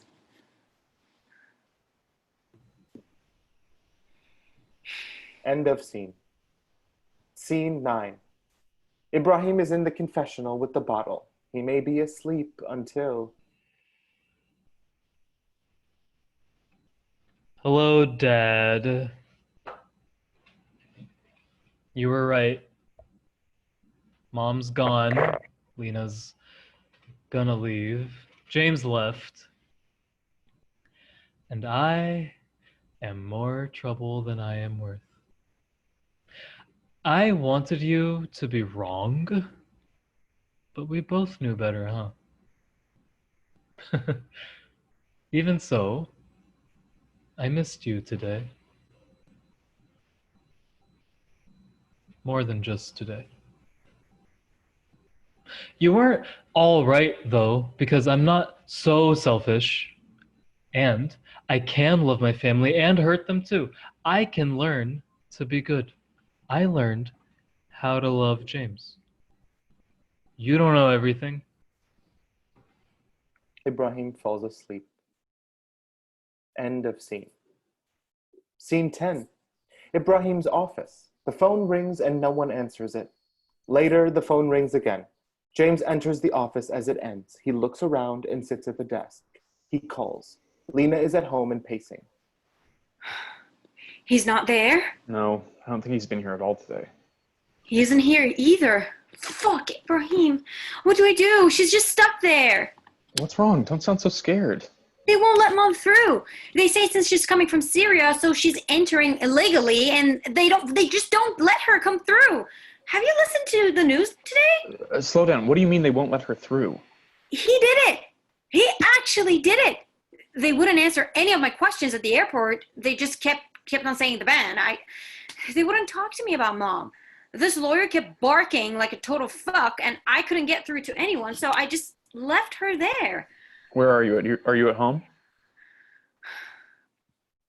Yeah, I was hoping he was here, but his car is gone. I didn't see him all this morning. Stay there. I'm coming for you and we'll go together. But what if they're both gone? Why isn't he answering his phone? Listen to me. I'll see you in 15 minutes. Keep calling Ibrahim and I'll do the same, but I'll be there in 15 minutes. Okay. We'll figure this out. I love you. Sit tight. I love you too. Oh. James and Lena hang up. James rushes out of the room. Please, Ibrahim. I can't do this alone. End of scene. Scene 11. An interrogation room. James and Lena sit at a table alone. They're holding hands. Lena is not wearing her hijab. Ibrahim enters. Where is she? Where were you? Not right now, Lena. Fuck off, not right now. You're such a fucking mess. Why are you doing this? You really couldn't wait? I'm sorry I'm late. You're not late. You were missing. You weren't answering your phone for 7 hours, and now here you are looking like crumpled underwear. What the fuck is wrong with you? Please don't yell. Tell me what to do. Don't tell me how to fucking feel. Are you still drunk? I was drunk. I'm sober now. Did you drive here? Yes. You piece of shit. Where did you go? A bar. And then I slept in my car. Sit down. They said someone would be in to talk to us. What's happening? There's a travel ban. It's now illegal to be a Syrian flying in from Syria. But she has a green card. I hope that matters. Please sit down and don't talk. Sit your ass down and shut up. Let James handle this. Ibrahim sits. A guard enters and then the lawyer. Where's our mother? We're holding her. She currently violates immigration policies and she'll either have to return to the offending country or be held for 120 days for processing before appearing in court. You can't do that. She belongs here. I'm Mrs. Antoon's attorney. She has a valid green card and a visa. She definitely does not belong here, and both are irrelevant right now, I'm afraid. Wait, how is that possible? How can both be irrelevant? They're U.S. government-produced documents. Well, not anymore. Travel from Syria violates the new travel ban. All the specificities are posted outside in the waiting area, so you can read about it. She's got to wait 120 days, and then you can make your case. It's the law. So you can wait, or you can leave. It's up to you. Can we see her? We have to process her. We'll wait. I figured. How long? I don't know. There were a lot of people on that plane. Well, the plane landed 6 hours ago. Well, hopefully it won't be much longer. You're really going to leave us here with only that? Like, really? You're fine with that? Ibrahim, please. We'll be sure to keep you posted on any updates. How can they just... Holy fuck. Why are they Fuck! this? But, Ibrahim?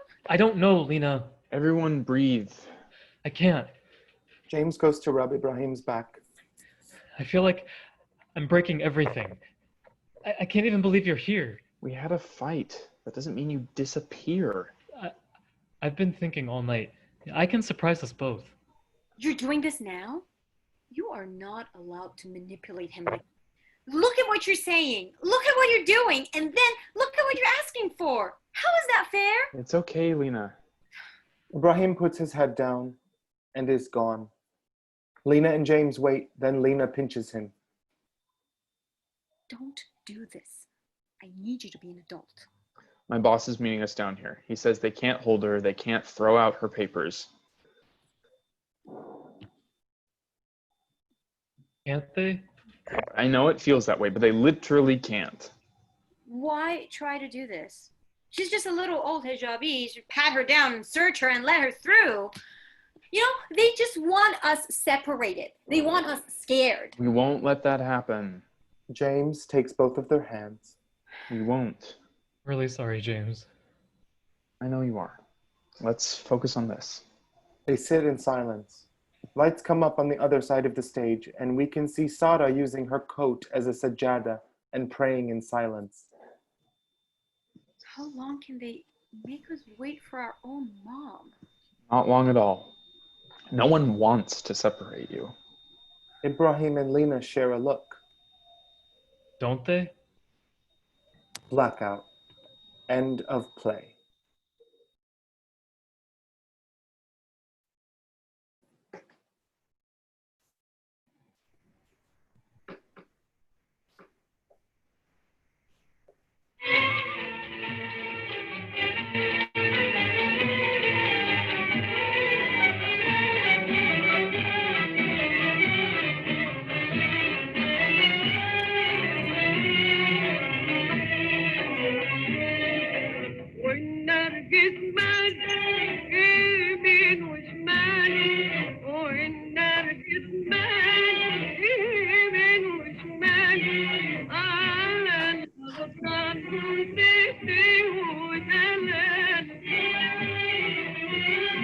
Thanks for coming.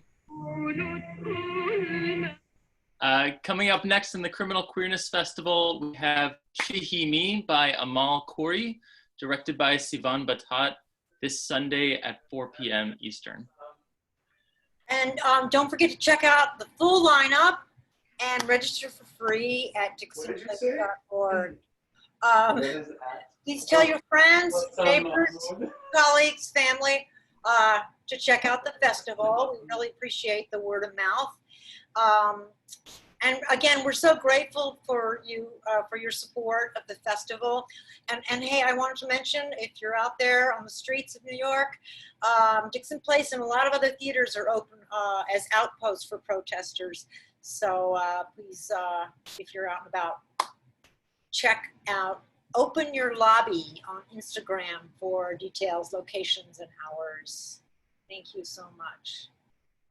So now it's my great pleasure to welcome our director for tonight, Sharifa Yasmin, and we're gonna engage in a short talkback with our playwright, Abbas Salem.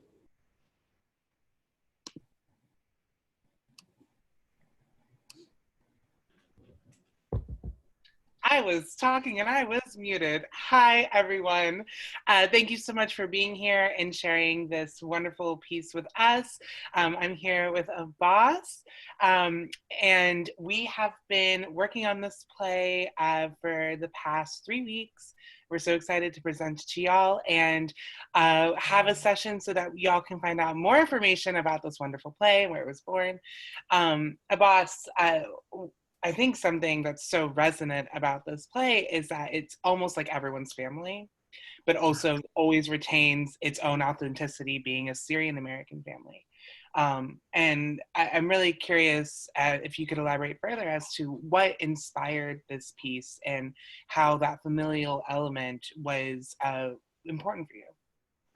Well, I don't think a Syrian family is so different from any other family.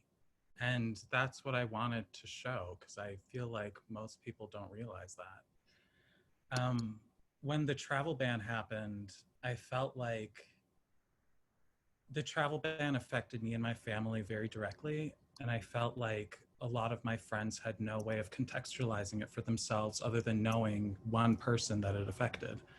And that felt really wrong to me. And it was based on nothing other than circumstance.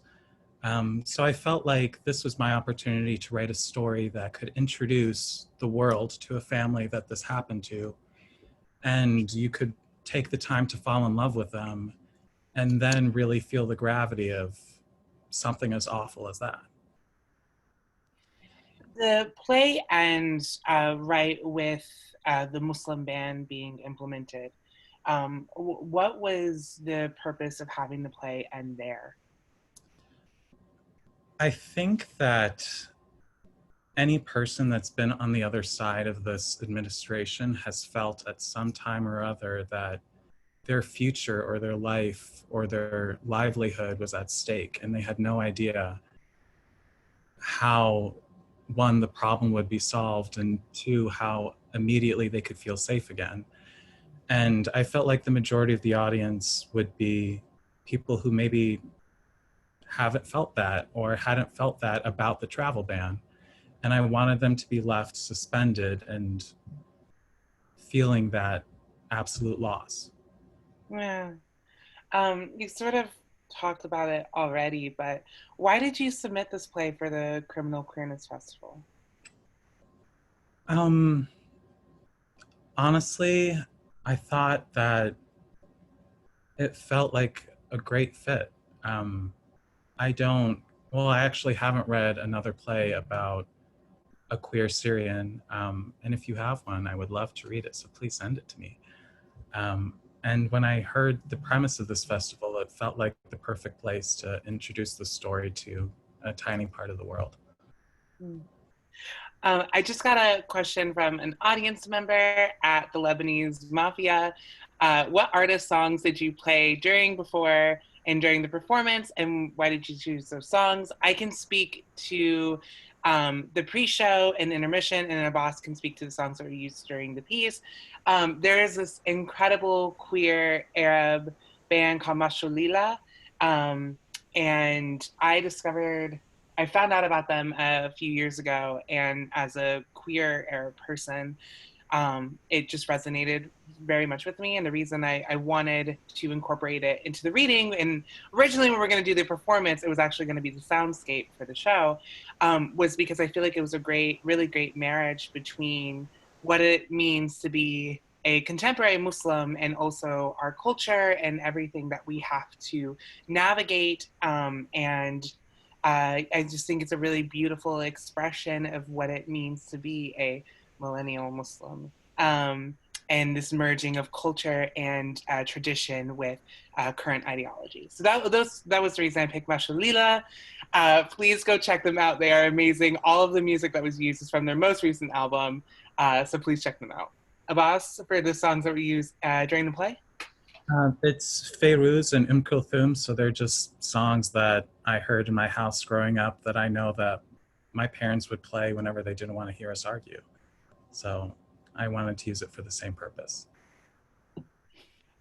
Now, Abbas, we were, speaking of, because we were originally going to have a full performance of the show, and we got interrupted by the COVID shutdown in the middle of auditions. We actually, fun fact, we had auditions the day before the official shutdown, which was fantastic, but we got to meet so many wonderful people that way.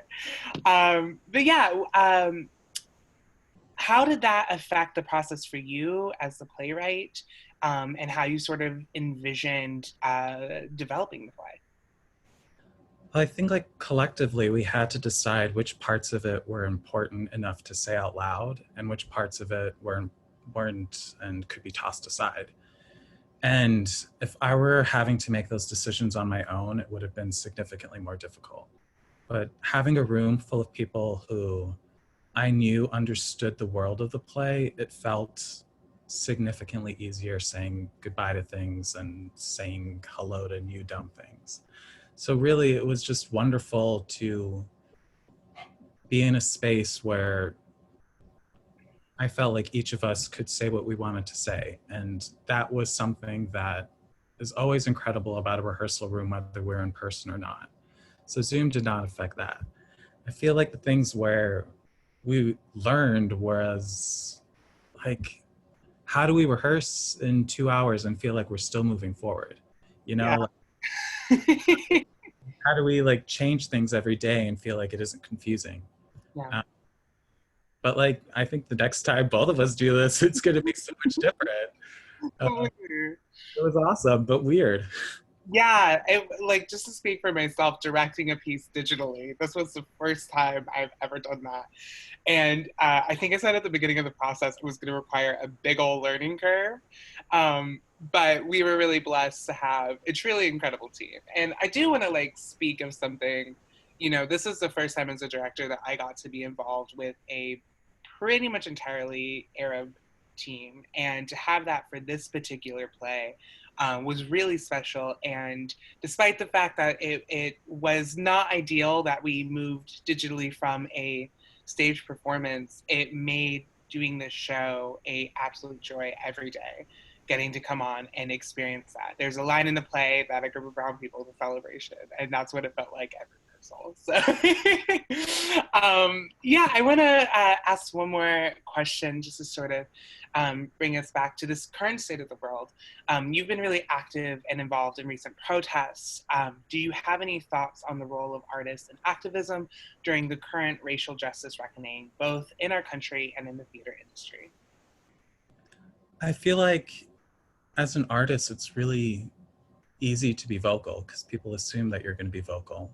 And if people aren't,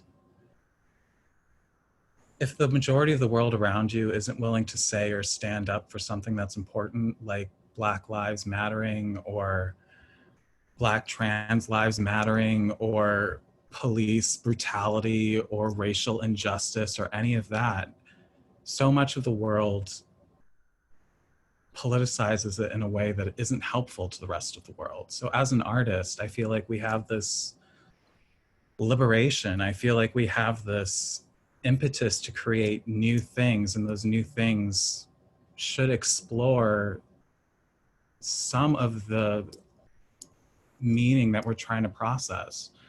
Otherwise, why say anything new? Because you're just repeating something and just repackaging it. And to be an effective artist, I feel like it's our duty to say the things that are hard. Yeah. I'm not sure how well I answered that question, but somewhere in there. Beautiful. I mean, I know what attracted me to theater was the ability to use it as a platform for social change. I think we have to continue to utilize it in that way. And always be reflective and respectful of what is happening around us and providing a platform for those voices to be heard, and a microphone for people when it's not our own voices. With that said, oh, sorry, go ahead, Abbas. I'm just saying entirely. I very much agree with that. Oh, little puppy. So to end this off, I just want to say, please continue to support the Black Lives Matter movement. Do not let that die out. Continue to stay informed, continue to call it out. And we stand with Black Lives Matter, and we really want to ensure that everybody here is keeping that in their hearts and staying as vocal as possible. Thank you all so much for being here with us, for giving us your Friday night and taking in this story with us. Thank you to everyone a part of National Queer Theater, Abbas, Adams, everyone, this amazing team that we have. And we wish you all a very happy weekend. And please tune in to the next event, She, He, Me. Bye, everyone. Bye.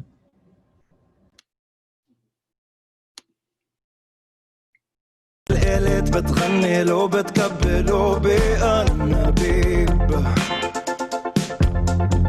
والغني رح تتغنى بكرة مش رح تبقى معنا